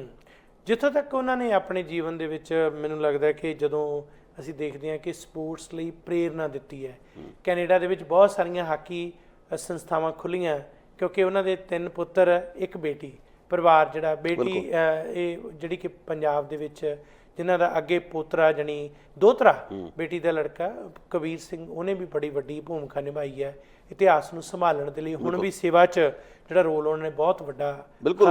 ਪੈਟਰਿਕ ਨੂੰ ਲੈ ਕੇ ਉਹਨੇ ਕਈ ਥਾਵਾਂ 'ਤੇ ਗਿਆ, ਕਈ ਕਹਾਣੀਆਂ ਦੱਸੀਆਂ। ਉਸ ਕਿਤਾਬ ਦੇ ਵਿੱਚ ਜਿਹੜਾ ਕਬੀਰ ਦੇ ਹਵਾਲੇ ਨਾਲ ਉਹਨੇ ਕਈ ਜਾਣਕਾਰੀ, ਗੱਲਾਂ ਇਕੱਤਰ ਕੀਤੀਆਂ ਨੇ, ਔਰ ਉਹ ਗੱਲਾਂ ਤੁਹਾਨੂੰ ਵਾਕਈ ਪਰੇਸ਼ਾਨ ਕਰਦੀਆਂ ਜਦੋਂ ਤੁਸੀਂ ਪੜ੍ਹਦੇ ਹੋ। ਕਬੀਰ ਆਪਣਾ ਦ੍ਰਿਸ਼ਟੀਕੋਣ ਦਿੰਦਾ, ਕਿਸ ਤਰ੍ਹਾਂ ਮਹਿਸੂਸ ਕਰਦਾ। ਜਿਹੜੀਆਂ ਕਿਤਾਬਾਂ ਪਹਿਲਾਂ ਲਿਖ ਹੋਈਆਂ ਜਾਂ ਕੁਛ ਲਿਖਿਆ ਗਿਆ, ਉਸ ਵਿੱਚ ਵੀ ਇਨਸਾਫ ਨਹੀਂ ਹੋਇਆ, ਪੂਰੀ ਸੱਚਾਈ ਪੇਸ਼ ਨਹੀਂ ਕੀਤੀ ਗਈ। ਸੋ ਪੈਟਰਿਕ ਨੂੰ ਵਧਾਈ ਦੇਣੀ ਬਣਦੀ ਹੈ, ਨਾਲ ਕਬੀਰ ਨੂੰ ਵੀ ਕਿ ਉਸਨੇ ਇਸ ਕੰਮ ਨੂੰ ਆਪਣੇ ਜ਼ਿੰਮੇ ਲਿਆ। ਬਿਲਕੁਲ, ਬਹੁਤ ਵਧੀਆ ਗੱਲ ਹੈ ਇਹ ਜਿਹੜੀ ਕੋਸ਼ਿਸ਼ ਕਿਤਾਬ ਦੇ ਰੂਪ 'ਚ। ਅਤੇ ਅਸੀਂ ਇਹ ਸੁਨੇਹਾ ਵੀ ਜਿਹੜਾ ਆਪਣੇ ਨਾਲੋਂ ਨਾਲ ਸਰੋਤਿਆਂ ਦਰਸ਼ਕਾਂ ਨੂੰ ਹੈ ਕਿ ਇਹ ਕਿਤਾਬ ਵੱਧ ਤੋਂ ਵੱਧ ਪੜ੍ਹੋ ਅਤੇ ਪੜ੍ਹ ਕੇ ਉਸ 'ਤੇ ਆਪਣੇ ਵਿਚਾਰ ਵੀ ਦਿਓ ਅਤੇ ਨਾਲ ਲਿਖੋ ਵੀ ਅਤੇ ਦੱਸੋ ਕਿ ਜੇ ਬਲਬੀਰ ਸਿੰਘ ਖੁਦ ਕਹਿ ਰਹੇ ਨੇ ਕਿ ਮੇਰੇ ਨਾਲ ਜ਼ਿਆਦਤੀ ਹੋਈ ਹੈ ਤਾਂ ਉਹਦੇ ਉੱਤੇ ਗੌਰ ਕਰਨੀ ਚਾਹੀਦੀ ਹੈ। ਇਹ ਕਿਸੇ ਦੀ ਸੈਕਿੰਡ ਹੈਂਡ ਸਟੇਟਮੈਂਟ ਨਹੀਂ, ਖੁਦ ਉਹਨਾਂ ਦੇ ਆਪਣੇ ਸ਼ਬਦ ਨੇ ਜਿਨ੍ਹਾਂ ਨੂੰ ਉਹਨਾਂ ਨੇ ਬਿਆਨ ਕੀਤਾ। ਤੇ ਖਾਸ ਕਰਕੇ ਜਦੋਂ ਅਸੀਂ ਦੇਖਦੇ ਹਾਂ ਕਿ ਇੱਕ ਪਾਸੇ ਭਾਰਤ ਰਤਨ ਦਿੱਤਾ ਜਾ ਰਿਹਾ ਰਾਜੀਵ ਗਾਂਧੀ ਨੂੰ, ਜਿਨ੍ਹਾਂ ਦੇ ਬਾਰੇ ਇਹ ਕਿਹਾ ਜਾ ਸਕਦਾ ਹੈ ਕਿ ਜਿਸ ਤਰੀਕੇ ਨਾਲ ਰਾਜੀਵ ਗਾਂਧੀ ਨੇ 1984 ਸਿੱਖ ਕਤਲੇਆਮ ਨਸਲਕੁਸ਼ੀ ਦੇ ਦੌਰ ਦੇ ਵਿੱਚ ਜੋ ਭੂਮਿਕਾ ਨਿਭਾਈ, ਇੱਕ ਰਾਸ਼ਟਰ ਦਾ ਮੁਖੀ ਹੋਣ ਦੇ ਨਾਤੇ ਉਹ ਅਤ ਸ਼ਰਮਨਾਕ ਨਿੰਦਣਯੋਗ ਹੈ। ਅਤੇ ਉਸ ਨੂੰ ਪਿਛਲੇ ਦਿਨੀ ਉਸ ਦਾ ਜਿਸ ਦਿਨ ਉਹਦੀ ਮੌਤ ਹੋਈ, ਹੱਤਿਆ ਹੋਈ, ਉਸ ਦਿਨ ਵੀ ਇਹ ਗੱਲ ਬੜੀ ਚਰਚਾ 'ਚ ਆਈ ਸੀ ਕਿ ਇਸ ਵਿਅਕਤੀ ਦੀ ਭਾਰਤ ਰਤਨ ਦੇ ਤੌਰ 'ਤੇ ਇਸ ਨੂੰ ਸਨਮਾਨਿਤ ਕਰਨਾ ਜਾਂ ਉਸ ਤੋਂ ਬਾਅਦ ਨਾਨਾ ਜੀ ਦੇਸ਼ਮੁਖ ਜਿਸ ਦੀ ਗੱਲ ਪਹਿਲਾਂ ਕੀਤੀ ਹੈ ਕਿ ਜਿਹੜਾ 1984 ਦੀ ਨਸਲਕੁਸ਼ੀ ਨੂੰ ਜਸਟੀਫਾਈ ਕਰਦਾ ਤੇ ਕਹਿੰਦਾ ਤੁਸੀਂ ਵੀ ਦੋਸ਼ੀ ਹੋ ਇਸ ਲਈ, ਉਹਨਾਂ ਨੂੰ ਇਹ ਮੁਲਕ ਜਿਹੜਾ ਹੈ ਉਹਨਾਂ ਨੂੰ ਸਨਮਾਨ ਦਿੰਦਾ। ਤੇ ਦੂਸਰੇ ਪਾਸੇ ਜਿਹੜੇ ਵਿਅਕਤੀ ਸੱਚਮੁੱਚ ਨਾਇਕ ਨੇ ਸਹੀ ਅਰਥਾਂ 'ਚ, ਜਿਨ੍ਹਾਂ ਦਾ ਕੋਈ ਰੰਗ ਨਸਲ ਭੇਸ ਫਿਰਕੇ ਨਾਲ ਕਿਸੇ ਵੀ ਵਿਤਕਰੇ ਨਾਲ ਕੋਈ ਲੈਣਾ ਦੇਣਾ ਨਹੀਂ, ਪਰ ਉਹਨਾਂ ਦੀ ਤਰਾਸਦੀ ਹੈ, ਇਹ ਵਿਡੰਬਣਾ ਹੈ ਕਿ ਉਹ ਉਸ ਭਾਈਚਾਰੇ ਨੂੰ ਜਿਹੜਾ ਭਾਈਚਾਰਾ ਨਿਸ਼ਾਨੇ ਤੇ ਹੈ ਤੇ ਫਿਰ ਉਹਨਾਂ ਨਾਲ ਜ਼ਿਆਦਤੀ ਹੋਈ। ਹੁਣ ਜੇ ਇਸ ਗੱਲ ਦੇ ਪ੍ਰਤੀ ਸਾਡੇ ਲੋਕ ਅੱਜ ਬੋਲਦੇ ਨਹੀਂ, ਸ਼ਰਧਾਂਜਲੀਆਂ ਭੇਟ ਕਰੀ ਜਾਂਦੇ ਆ, ਤੇ ਉਹ ਵੀ ਨਹੀਂ ਬੋਲਦੇ ਜਿਹੜੇ ਉਹਨਾਂ ਸਰਕਾਰਾਂ ਦੇ ਭਾਈਵਾਲ ਨੇ, ਤੇ ਉਹ ਨਹੀਂ ਬੋਲਦੇ ਜਿਹੜੇ ਅੱਜ ਪੰਜਾਬ ਦੀ ਅਗਵਾਈ ਕਰ ਰਹੇ ਨੇ, ਤਾਂ ਫਿਰ ਇਸ ਤੋਂ ਸ਼ਰਮਨਾਕ ਗੱਲ ਕੀ ਹੈ? ਦੇਖੋ, ਅਕਾਲੀ ਦਲ ਜਿਹੜਾ ਪੰਜਾਬ ਦੀ ਇੱਕ ਮੁੱਖ ਧਾਰਾ ਪਾਰਟੀ ਹੈ ਜੀ, ਜਿਨ੍ਹਾਂ ਦੀ ਭਾਜਪਾ ਨਾਲ ਭਾਈਵਾਲੀ ਰਹੀ ਹੈ ਜੀ, ਚਾਹੇ ਕਿਸੇ ਨੂੰ ਗੱਲ ਚੰਗੀ ਲੱਗੇ ਚਾਹੇ ਮਾੜੀ ਲੱਗੇ, ਪਿਛਲੇ 6 ਸਾਲਾਂ ਦੌਰਾਨ ਇਹਨਾਂ ਨੇ ਬਲਬੀਰ ਸਿੰਘ ਨੂੰ ਭਾਰਤ ਦਿਵਾਉਣ ਲਈ ਕੀ ਕੀਤਾ? ਇਹ ਤਾਂ ਸਵਾਲ ਹੋਇਆ ਇੱਕ, ਉੱਥੇ ਤਾਂ ਇਹ ਫੇਲ ਹੋ ਗਏ, ਕਲੀਅਰ ਹੋ ਗਿਆ। ਰਾਜੀਵ ਗਾਂਧੀ ਭਾਰਤ ਨੂੰ ਵਾਪਸ ਦਿਵਾਉਣ ਲਈ ਇਹਨਾਂ ਨੇ ਕੀ ਕੀਤਾ? ਸਾਨੂੰ ਇਹ ਵੀ ਦੱਸਣ। ਔਰ ਉਲਟਾ ਤੁਹਾਡੀ ਜਿਹੜੀ ਪਾਰਟੀ ਜਿਨ੍ਹਾਂ ਤੁਹਾਡੀ ਜੱਫੀਆਂ ਪਾਈਆਂ ਹੋਈਆਂ, ਉਹ ਨਾਨਾ ਜੀ ਦੇਸ਼ਮੁਖ ਨੂੰ ਪਿਛਲੇ ਸਾਲ ਭਾਰਤ ਨੂੰ ਦੇ ਕੇ ਹਟੀ ਆ। ਮਤਲਬ ਇੰਨੀ ਸ਼ਰਮਨਾਕ ਗੱਲ ਵੇਖੋ ਕਿ ਪਹਿਲਾਂ ਤਾਂ ਇੱਕ ਯੋਗ ਵਿਅਕਤੀ ਨੂੰ ਭਾਰਤ ਨੂੰ ਦੇਣਾ ਹੀ ਨਾ, ਫਿਰ ਜਿਹੜੇ ਵਿਅਕਤੀ ਨੂੰ ਪਹਿਲਾਂ ਤੋਂ ਮਿਲਿਆ, ਜਿਹੜਾ ਖਲਨਾਇਕ ਹੈ 84 ਦਾ ਕਤਲੇਆਮ ਜਿਸਨੇ ਕਰਵਾਇਆ, ਉਸ ਤੋਂ ਵਾਪਸ ਖੋਣ ਦੀ ਵੀ ਤੁਹਾਡੇ 'ਚ ਦ੍ਰਿੜਤਾ ਹੈ ਨਹੀਂ। ਔਰ ਤੁਸੀਂ ਜਦੋਂ ਨਾਨਾ ਜੀ ਦੇਸ਼ਮੁਖ ਨੂੰ ਦੇਤਾ ਪਿਛਲੇ ਸਾਲ, ਤਾਂ ਕਲੀਅਰ ਹੋ ਗਿਆ ਕਿ ਸਰਕਾਰ ਦੇ ਵਿੱਚ ਉਹ ਮਨਸ਼ਾ ਹੀ ਹੈ ਨਹੀਂ। ਹੁਣ ਪਿੱਛੇ ਨਰਿੰਦਰ ਮੋਦੀ ਨੇ ਵੀ ਟਵੀਟ ਕੀਤਾ, ਜਿਹੜੇ ਨਰਿੰਦਰ ਮੋਦੀ ਨੇ ਬਲਬੀਰ ਸਿੰਘ ਨੇ ਟਵੀਟ ਕੀਤਾ, ਉਹ ਰਾਜੀਵ ਗਾਂਧੀ ਨੇ ਵੀ ਟਵੀਟ ਕੀਤਾ ਕਿ ਬੜਾ ਅਫਸੋਸ ਹੋਇਆ, ਇੱਕ ਮਨੁੱਖਤਾ ਦਾ ਕਾਤਲ ਦੂਜੇ ਮਨੁੱਖਤਾ ਦੇ ਕਾਤਲ ਨੂੰ ਸ਼ਰਧਾਂਜਲੀ ਦੇ ਰਿਹਾ, ਇਹ ਭਾਰਤ ਵਿੱਚ ਹੀ ਹੋ ਸਕਦਾ, ਉਹ ਭਾਰਤ ਦੇਸ਼ ਹੈ ਮੇਰਾ, ਉੱਥੇ ਹੀ ਇਹ ਗੱਲ ਮਿਸਾਲਾਂ ਕਾਇਮ ਹੋਣਗੀਆਂ ਜਿੱਥੇ ਮਤਲਬ ਇਹੋ ਜਿਹੀਆਂ ਸ਼ਖਸੀਅਤਾਂ ਨੂੰ ਭਾਰਤ ਨੂੰ ਦਿੱਤੇ ਜਾ ਰਹੇ ਜਿਹੜੇ ਮਨੁੱਖਤਾ ਦੇ ਕਾਤਲ ਹੋਣ ਜਾਂ ਉਹਨਾਂ ਕਤਲਾਂ ਨੂੰ ਜਾਇਜ਼ ਠਹਿਰਾਉਂਦੇ ਹੋਣ ਬੇਸ਼ਰਮਾ ਵਾਂਗੂ, ਉਸ ਤੋਂ ਵੱਡੀ ਫਿੱਟ ਲਾਉਣ ਦੀ ਗੱਲ ਹੋਰ ਕਿਹੜੀ ਹੋਊਗੀ? ਬਿਲਕੁਲ। ਹੁਣ ਭਾਰਤ ਦਾ ਡਿਜ਼ਰਵ ਕੌਣ ਕਰਦਾ ਇੰਡੀਆ 'ਚ ਸਹੀ ਮਾਇਨੇ 'ਚ? ਉੱਥੋਂ ਦਾ ਕੋਈ ਵਧੀਆ ਕਿਸਾਨ ਆਗੂ, ਉੱਥੋਂ ਦਾ ਇੱਕ ਪਲੇਅਰ, ਉੱਥੋਂ ਦਾ ਸਾਇੰਟਿਸਟ, ਉੱਥੋਂ ਦਾ ਟੀਚਰ, ਕਿਉਂਕਿ ਇਹ ਉਹ ਲੋਕ ਨੇ ਜਿਹੜੇ ਮੁਲਕ ਨੂੰ ਬੁਲੰਦੀਆਂ 'ਤੇ ਲੈ ਕੇ ਗਏ ਆ। ਬਿਲਕੁਲ ਸਹੀ ਹੈ। ਤੇ ਇਹ ਜਿਨ੍ਹਾਂ ਲੋਕਾਂ ਨੂੰ ਸ਼ਖਸੀਅਤਾਂ ਨੂੰ ਸਨਮਾਨ ਰਹੇ ਨੇ, ਇਹ ਕਲੰਕਿਤ ਲੋਕ ਨੇ, ਇਹਨਾਂ ਨੇ ਇਤਿਹਾਸ ਤੋਂ ਕਲੰਕਿਤ ਕੀਤਾ। ਦੁੱਖ ਤਾਂ ਇਸ ਗੱਲ ਦਾ ਹੁੰਦਾ ਗੁਰਵਿੰਦਰ ਸਿੰਘ ਜੀ ਕਿ ਰਾਜੀਵ ਗਾਂਧੀ ਦੀ ਜਦੋਂ ਬਰਸੀ ਆਈ ਹੈ, ਜਿਸ ਤਰੀਕੇ ਨਾਲ ਟਵਿੱਟਰ ਤੇ ਜਾ ਕੇ ਬੇਸ਼ਰਮਾ ਵਾਂਗੂ, ਈਵਨ ਪ੍ਰਸ਼ਾਂਤ ਭੂਸ਼ਣ ਵਰਗੇ ਸਿਆਣੇ ਬਿਆਣੇ ਬੰਦੇ, ਤੁਸ਼ਾਰ ਗਾਂਧੀ ਵਰਗੇ ਬੰਦੇ, ਉਹ ਕਹਿ ਰਹੇ ਨੇ ਕਿ ਰਾਜੀਵ ਗਾਂਧੀ ਦਾ ਬੜੇ ਦਿਆਲੂ, ਬੜੇ ਵਧੀਆ ਯੋਗ ਵਿਅਕਤੀ ਸੀਗੇ, ਮੋਦੀ ਨਾਲ ਉਹਨੂੰ ਮੇਲ ਕੇ ਗੱਲ ਕਰ ਰਹੇ, ਤੇ ਤੁਹਾਨੂੰ 84 ਦਾ ਕਤਲੇਆਮ ਵਿਸਰ ਗਿਆ, ਤੁਸੀਂ ਉਹਨੂੰ ਭੁੱਲ ਗਏ? ਐਡੀ ਵੱਡੀ ਉਸਨੇ ਜ਼ਿਆਦਤੀ ਕੀਤੀ ਹੋਵੇ, ਮੋਦੀ ਦੀ ਟੱਕਰ ਤੁਹਾਨੂੰ ਵਧੀਆ ਲੱਗਦਾ? ਠੀਕ ਹੈ, ਤੁਹਾਨੂੰ ਮੋਦੀ ਨਾਲ ਪਰੇਸ਼ਾਨੀ ਹੈ, ਬੀਜੇਪੀ ਫਿਰਕਾ ਪ੍ਰਸਤ ਪਾਰਟੀ ਹੈ, ਨੋ ਡਾਊਟ ਅਬਾਊਟ ਇਟ, ਪਰ ਕੀ ਰਾਜੀਵ ਗਾਂਧੀ ਦਾ ਕਲੰਕਿਤ ਇਤਿਹਾਸ ਤੁਹਾਨੂੰ ਵਿਸਰ ਗਿਆ? ਇਹ ਸਵਾਲ ਖੜਾ ਹੁੰਦਾ। ਇਹ ਤਾਂ ਨਿਰਾ ਹੀ ਪੱਖਪਾਤ ਹੈ, ਇਹ ਸੁਦਾ ਬੇਈਮਾਨੀ। ਤੁਸੀਂ ਇਹ ਤਾਂ ਕਹਿ ਸਕਦੇ ਹੋ ਕਿ ਅਸੀਂ ਰਾਜੀਵ ਗਾਂਧੀ ਨੂੰ ਯਾਦ ਕਰਦੇ ਹਾਂ, ਉੱਥੇ ਆਪਣੀ ਗੱਲ ਸਮੇਟ ਦਿਓ, ਪਰ ਤੁਸੀਂ ਇਹ ਤਾਂ ਇਮਾਨਦਾਰੀ ਨਾਲ ਇੱਕ ਕਹੋ ਨਾ ਕਿ ਰਾਜੀਵ ਗਾਂਧੀ ਨੇ ਮਨੁੱਖਤਾ ਦਾ ਘਾਣ ਕੀਤਾ ਸੀਗਾ। ਜਿਹੜੀ ਹਿੰਦੂਤਵ ਦੀ ਪੋਲਿਟਿਕਸ ਅੱਜ ਇੰਡੀਆ 'ਚ ਅਸੀਂ ਵੇਖ ਰਹੇ ਹਾਂ, ਸਾਰੇ ਫਿਰਕਿਆਂ ਨੂੰ ਅੱਜ ਉਹ ਪ੍ਰਭਾਵਿਤ ਕਰ ਰਹੀ ਹੈ। ਰਾਜੀਵ ਗਾਂਧੀ ਦੀ ਅਗਵਾਈ ਦੇ ਵਿੱਚ ਸਿੱਖ ਭਾਈਚਾਰੇ ਨੂੰ ਜਿਵੇਂ ਮਿੱਥ ਕੇ ਨਿਸ਼ਾਨਾ ਬਣਾਇਆ ਗਿਆ, ਔਰ ਬਾਅਦ 'ਚ ਰਾਜੀਵ ਗਾਂਧੀ ਤੋਂ ਚੁਣ ਹੋ ਗਿਆ ਜੀ। ਐਵੇਂ ਤਾਂ ਨਹੀਂ ਹੋਇਆ ਕਿ 400 ਸੀਟਾਂ ਤੋਂ ਵੱਧ ਲੈ ਗਿਆ ਉਹ। ਕਤਲੇਆਮ ਤੋਂ ਬਾਅਦ 400 ਤੋਂ ਵੱਧ ਸੀਟਾਂ ਉਹਨੂੰ ਮਿਲੀਆਂ, ਇਸੇ ਭਾਰਤੀ ਜਨਤਾ ਪਾਰਟੀ ਦੇ ਹਿੱਸੇ ਸਿਰਫ 2 ਸੀਟਾਂ ਆਈਆਂ ਜੀ। ਤੁਸੀਂ ਕੀ ਸੋਚਦੇ ਹੋ ਕਿ ਭਾਰਤੀ ਜਨਤਾ ਪਾਰਟੀ ਦੇ ਉਲਟ ਸੀ ਲੋਕ? ਉਲਟ ਗੱਲ ਇਹ ਹੋਈ ਕਿ ਭਾਰਤੀ ਜਨਤਾ ਪਾਰਟੀ ਦਾ ਕੱਟੜ ਹਿੰਦੂ ਵੋਟ ਬੈਂਕ ਕਾਂਗਰਸ ਦੇ ਹੱਕ 'ਚ ਸ਼ਿਫਟ ਹੋਇਆ। ਉਸ ਕਤਲੇਆਮ ਨੂੰ ਇੱਕ ਤਰੀਕੇ ਨਾਲ ਉਸਦੀ ਕੌੜੀ ਫਸਲ ਇਹਨਾਂ ਨੇ ਵੱਢੀ ਹੈ। ਸੋ ਇਹ ਜਿਹੜੀ ਸੱਚਾਈ ਹੈ, ਇਸ ਦਾ ਸਾਹਮਣਾ ਕਰਨਾ ਪਊਗਾ। ਜਿਹੜੇ ਆਪਣੇ ਨੂੰ ਸੈਕੂਲਰਵਾਦੀ ਕਹਿੰਦੇ ਆ, ਰਾਜੀਵ ਗਾਂਧੀ ਦੇ ਇਸ ਅਨਿਆਂ ਨੂੰ ਅਣਗੌਲਿਆਂ ਕਰਕੇ, ਅਣਡਿੱਠ ਕਰਕੇ ਉਸਦੀ ਤਾਰੀਫਾਂ ਕਰਨੀਆਂ, ਇਤਿਹਾਸ ਨਾਲ ਧਰੋ ਕਰ ਰਹੇ। ਬਿਲਕੁਲ ਜੀ, ਇਹਦੇ 'ਚ ਕੋਈ ਸ਼ੱਕ ਹੀ ਨਹੀਂ। ਮੈਂ ਇਸ ਨੂੰ ਜੇ ਦੋਹੇ ਦੇ ਵਿੱਚ ਇੱਕ ਰੂਪ ਦੇ ਵਿੱਚ ਸਮਾਉਣ ਦੀ ਕੋਸ਼ਿਸ਼ ਕੀਤੀ ਕਿ ਮਿਲਣੀ ਉੱਥੇ ਕੀ ਸਜ਼ਾ, ਮਿਲਣੀ ਉੱਥੇ ਕੀ ਸਜ਼ਾ ਹੋਏ ਜੋ ਕਤਲੇਆਮ, ਕਾਤਲ ਨੂੰ ਜਿੱਥੇ ਮਿਲੇ, ਕਾਤਲ ਨੂੰ ਜਿੱਥੇ ਮਿਲੇ ਭਾਰਤ ਰਤਨ ਇਨਾਮ। ਬਹੁਤ ਅੱਛੇ, ਤੁਹਾਡਾ ਦੋਹਾ ਬਹੁਤ ਵਧੀਆ ਸੀਗਾ, ਅਸੀਂ ਵੀ ਸਾਰਿਆਂ ਨੇ ਲਾਈਕ ਕੀਤਾ ਔਰ ਬੜਾ ਮੌਕੇ ਸਿਰ ਸੀ। 21 ਮਈ ਨੂੰ ਜਦੋਂ ਰਾਜੀਵ ਗਾਂਧੀ ਦੀ ਬਰਸੀ ਹੈ, ਉਸ ਮੌਕੇ 'ਤੇ ਇਹ ਦੋਹਾ ਬਹੁਤ ਮੌਕੇ ਸਿਰ ਸੀ ਜੀ। ਤੁਸੀਂ ਵੇਖੋ ਕਿ ਰਾਜੀਵ ਗਾਂਧੀ ਨੇ ਇਸ ਕਤਲੇਆਮ ਨੂੰ ਵੀ ਜਸਟੀਫਾਈ ਕੀਤਾ ਜੀ। 2-3 ਗੱਲਾਂ ਨੇ ਜਿਹੜੀਆਂ ਦੱਸਦੀਆਂ ਕਿ ਰਾਜੀਵ ਗਾਂਧੀ ਦੋਸ਼ੀ ਸੀ। ਉਹ ਕਿਹੜੀਆਂ ਗੱਲਾਂ? ਰਾਜੀਵ ਗਾਂਧੀ ਦੇ ਸਾਹਮਣੇ ਖੂਨ ਦਾ ਬਦਲਾ ਖੂਨ ਦੇ ਨਾਅਰੇ ਲੱਗੇ, ਇਹਨੇ ਕੋਈ ਕਾਰਵਾਈ ਨਹੀਂ ਕੀਤੀ। ਰਾਜੀਵ ਗਾਂਧੀ ਤੋਂ ਜ਼ੈਲ ਸਿੰਘ ਨੇ ਇਜਾਜ਼ਤ ਮੰਗੀ ਕਿ ਮੈਂ ਜਾ ਕੇ ਦੌਰੇ ਕਰਨੇ ਦਿੱਲੀ ਦੇ ਜਿੱਥੇ ਜਿੱਥੇ ਕਤਲੇਆਮ ਹੋਇਆ, ਉਹਦੀ ਇਜਾਜ਼ਤ ਰਾਜੀਵ ਗਾਂਧੀ ਨੇ ਜ਼ੈਲ ਸਿੰਘ ਨੂੰ ਨਹੀਂ ਦਿੱਤੀ। ਫਿਰ ਰਾਜੀਵ ਗਾਂਧੀ ਦਾ ਆਪਣਾ ਹੀ ਜਿਹੜਾ ਕਜ਼ਨ ਗੌਤਮ ਗੌਲ, ਪੁਲਿਸ ਵਾਲਾ ਅਫਸਰ, ਉਸ ਦੀ ਹਾਜ਼ਰੀ 'ਚ ਰਕਾਬਗੰਜ ਦੇ ਬਾਅਦ ਜਿਹੜਾ ਕਤਲੇਆਮ ਹੋਇਆ, ਉਹਨੇ ਕੋਈ ਕਾਰਵਾਈ ਨਹੀਂ ਕੀਤੀ। ਔਰ ਬਾਅਦ 'ਚ ਜਦੋਂ ਕਤਲੇਆਮ ਹੋ ਗਿਆ, ਉਸ ਤੋਂ ਬਾਅਦ ਇਲੈਕਸ਼ਨ ਲੜੀ ਗਈ ਆਪਣੀ ਇਸ ਪੂਰੇ ਜਿਹੜੀ ਇੰਦਰਾ ਗਾਂਧੀ ਦੀ ਹੱਤਿਆ ਨੂੰ ਇੱਕ ਪਰਸਨਲ ਟ੍ਰੈਜਡੀ ਬਣਾ ਕੇ ਉਸ ਨੂੰ ਇਸਤੇਮਾਲ ਕੀਤਾ ਗਿਆ ਚੋਣ ਪ੍ਰਚਾਰ ਦੌਰਾਨ। ਔਰ ਉਸ ਤੋਂ ਬਾਅਦ ਜਦੋਂ ਇਲੈਕਸ਼ਨ ਜਿੱਤਣ ਤੋਂ ਬਾਅਦ ਜਾਂ ਇਲੈਕਸ਼ਨ ਤੋਂ ਪਹਿਲਾਂ ਜਦੋਂ ਇਹ ਇੱਕ ਇੰਦਰਾ ਗਾਂਧੀ ਦਾ ਜਨਮ ਦਿਨ ਆਇਆ, ਉਸ ਵੇਲੇ ਕੋਈ ਬੋਟ ਕਲੱਬ ਦੀ ਰੈਲੀ ਵਿੱਚ ਸਿੱਧਾ ਹੀ ਕਿਹਾ ਵੀ ਜਦੋਂ ਵੱਡਾ ਰੁੱਖ ਡਿੱਗਦਾ ਧਰਤੀ ਹਿਲਦੀ ਆ। ਹੁਣ ਪੁੱਛਣ ਵਾਲਾ ਹੋਵੇ ਜਦੋਂ ਰਾਜੀਵ ਗਾਂਧੀ ਆਪ ਡਿੱਗਿਆ ਉਦੋਂ ਤਾਂ ਧਰਤੀ ਹਿੱਲੀ ਨਹੀਂ, ਕਿੰਨੇ ਕੁ ਤਾਮਿਲਾਂ ਦੇ ਕਤਲ ਹੋਏ ਦੱਸੋ। ਜੇ ਤੂੰ ਇੱਦਾਂ ਸੋਚਦਾ ਕਿ ਵੀ ਇਹ ਇੱਕ ਕੁਦਰਤੀ ਪ੍ਰਤੀਕਿਰਿਆ ਸੀ ਤੇ ਉਹ ਪ੍ਰਤੀਕਿਰਿਆ ਤੇਰੇ ਬਾਰੇ ਕਿਉਂ ਨਹੀਂ ਵਾਪਰੀ, ਤਾਮਿਲਾਂ ਦੇ ਖਿਲਾਫ ਕਿਉਂ ਨਹੀਂ ਵਾਪਰੀ? ਇੰਦਰਾ ਗਾਂਧੀ ਤੋਂ ਕਿਤੇ ਵੱਡਾ ਦਰਖਤ ਸੀ ਮਹਾਤਮਾ ਗਾਂਧੀ, ਜਦੋਂ ਉਹ ਡਿੱਗਿਆ ਉਦੋਂ ਮਰਾਠੀ ਹਿੰਦੂਆਂ ਦੇ ਖਿਲਾਫ ਕਿਉਂ ਨਹੀਂ ਇਹੋ ਜਿਹਾ ਕਤਲੇਆਮ ਹੋਇਆ? ਇਹ ਗੱਲਾਂ ਸਿਰਫ ਕਵਰ ਅਪ ਸੀਗੀਆਂ ਕਿ ਦੱਸਣਾ ਇਹ ਚਾਹੁੰਦੇ ਸੀ ਕਿ ਸਰਕਾਰ ਦੀ ਕੋਈ ਮਿਲੀ ਭੁਗਤ ਨਹੀਂ ਸੀ, ਆਪ ਮੁਹਾਰੇ ਲੋਕਾਂ ਦਾ ਗੁੱਸਾ ਸੀ, ਜਿਹੜਾ ਕਿ ਬਿਲਕੁਲ ਹੀ ਇਹ ਗੱਲ, ਇਸ ਦਾ ਕੋਈ ਤਰਕ ਨਹੀਂ ਗਾ ਇਸ ਗੱਲ ਦਾ। ਪਰ ਅਫਸੋਸ ਉਹਨਾਂ ਲੋਕਾਂ ਦੇ ਫਿਰ ਦੁਬਾਰਾ ਹੁੰਦਾ ਕਿ ਜਿਹੜੇ ਅੱਜ ਮੋਦੀ ਦੇ ਖਿਲਾਫ ਗੱਲ ਕਰ ਰਹੇ ਨੇ, ਜਿਨ੍ਹਾਂ ਨੂੰ ਮੋਦੀ ਦੀ ਟੱਕਰ ਤੇ ਰਾਜੀਵ ਗਾਂਧੀ ਬਹੁਤ ਵਧੀਆ ਲੱਗ ਰਿਹਾ ਜੀ, ਘੱਟੋ ਘੱਟ ਝੂਠ ਨਾ ਬੋਲੋ, ਇਤਿਹਾਸ ਦੀ ਸੱਚਾਈ ਨੂੰ ਸਾਹਮਣਾ ਕਰੋ ਉਸ ਚੀਜ਼ ਦਾ। 84 ਦਾ ਕਤਲੇਆਮ ਵੀ ਕਿਸੇ ਮੌਬ ਲਿੰਚਿੰਗ ਤੋਂ ਘੱਟ ਨਹੀਂ ਸੀਗਾ, ਕਿੰਨੇ ਲੋਕਾਂ ਦੇ ਕਤਲ ਹੋਏ। ਸੋ ਮੈਂ ਸਮਝਦਾ ਕਿ ਅਫਸੋਸ ਦੀ ਗੱਲ। ਔਰ ਬਲਬੀਰ ਸਿੰਘ ਵਰਗੇ ਨੇ ਉਸ ਕਤਲੇਆਮ ਨੂੰ ਹੰਡਾਇਆ ਜੀ, ਉਸ ਨੂੰ ਦਸਤਾਰ ਲਾਉਣ ਲਈ ਉਹਨੂੰ ਕਿਹਾ ਗਿਆ, ਚਲੋ ਉਹਨੇ ਨਹੀਂ ਕੰਪਰੋਮਾਈਜ਼ ਕੀਤਾ, ਮੌਤ ਦੇ ਮੂੰਹ ਚੋਂ ਨਿਕਲ ਗਿਆ, ਪਰ ਉਸ ਦਰਦ ਤਾਂ ਮਹਿਸੂਸ ਕੀਤਾ ਨਾ ਉਸਨੇ। ਉਹਨੂੰ ਭਾਰਤ ਨੂੰ ਦੇਣਾ ਚਾਹੀਦਾ ਸੀਗਾ ਕਿਉਂਕਿ ਉਹਨੇ ਮੁਲਕ ਦਾ ਨਾਂ ਵੀ ਉੱਚਾ ਕੀਤਾ ਉਹਨੇ, ਪਰ ਤੁਸੀਂ ਦਿੱਤਾ ਰਾਜੀਵ ਗਾਂਧੀ ਨੂੰ, ਹੁਣ ਜਾ ਕੇ ਦਿੱਤਾ ਦੇਸ਼ਮੁਖ ਨੂੰ।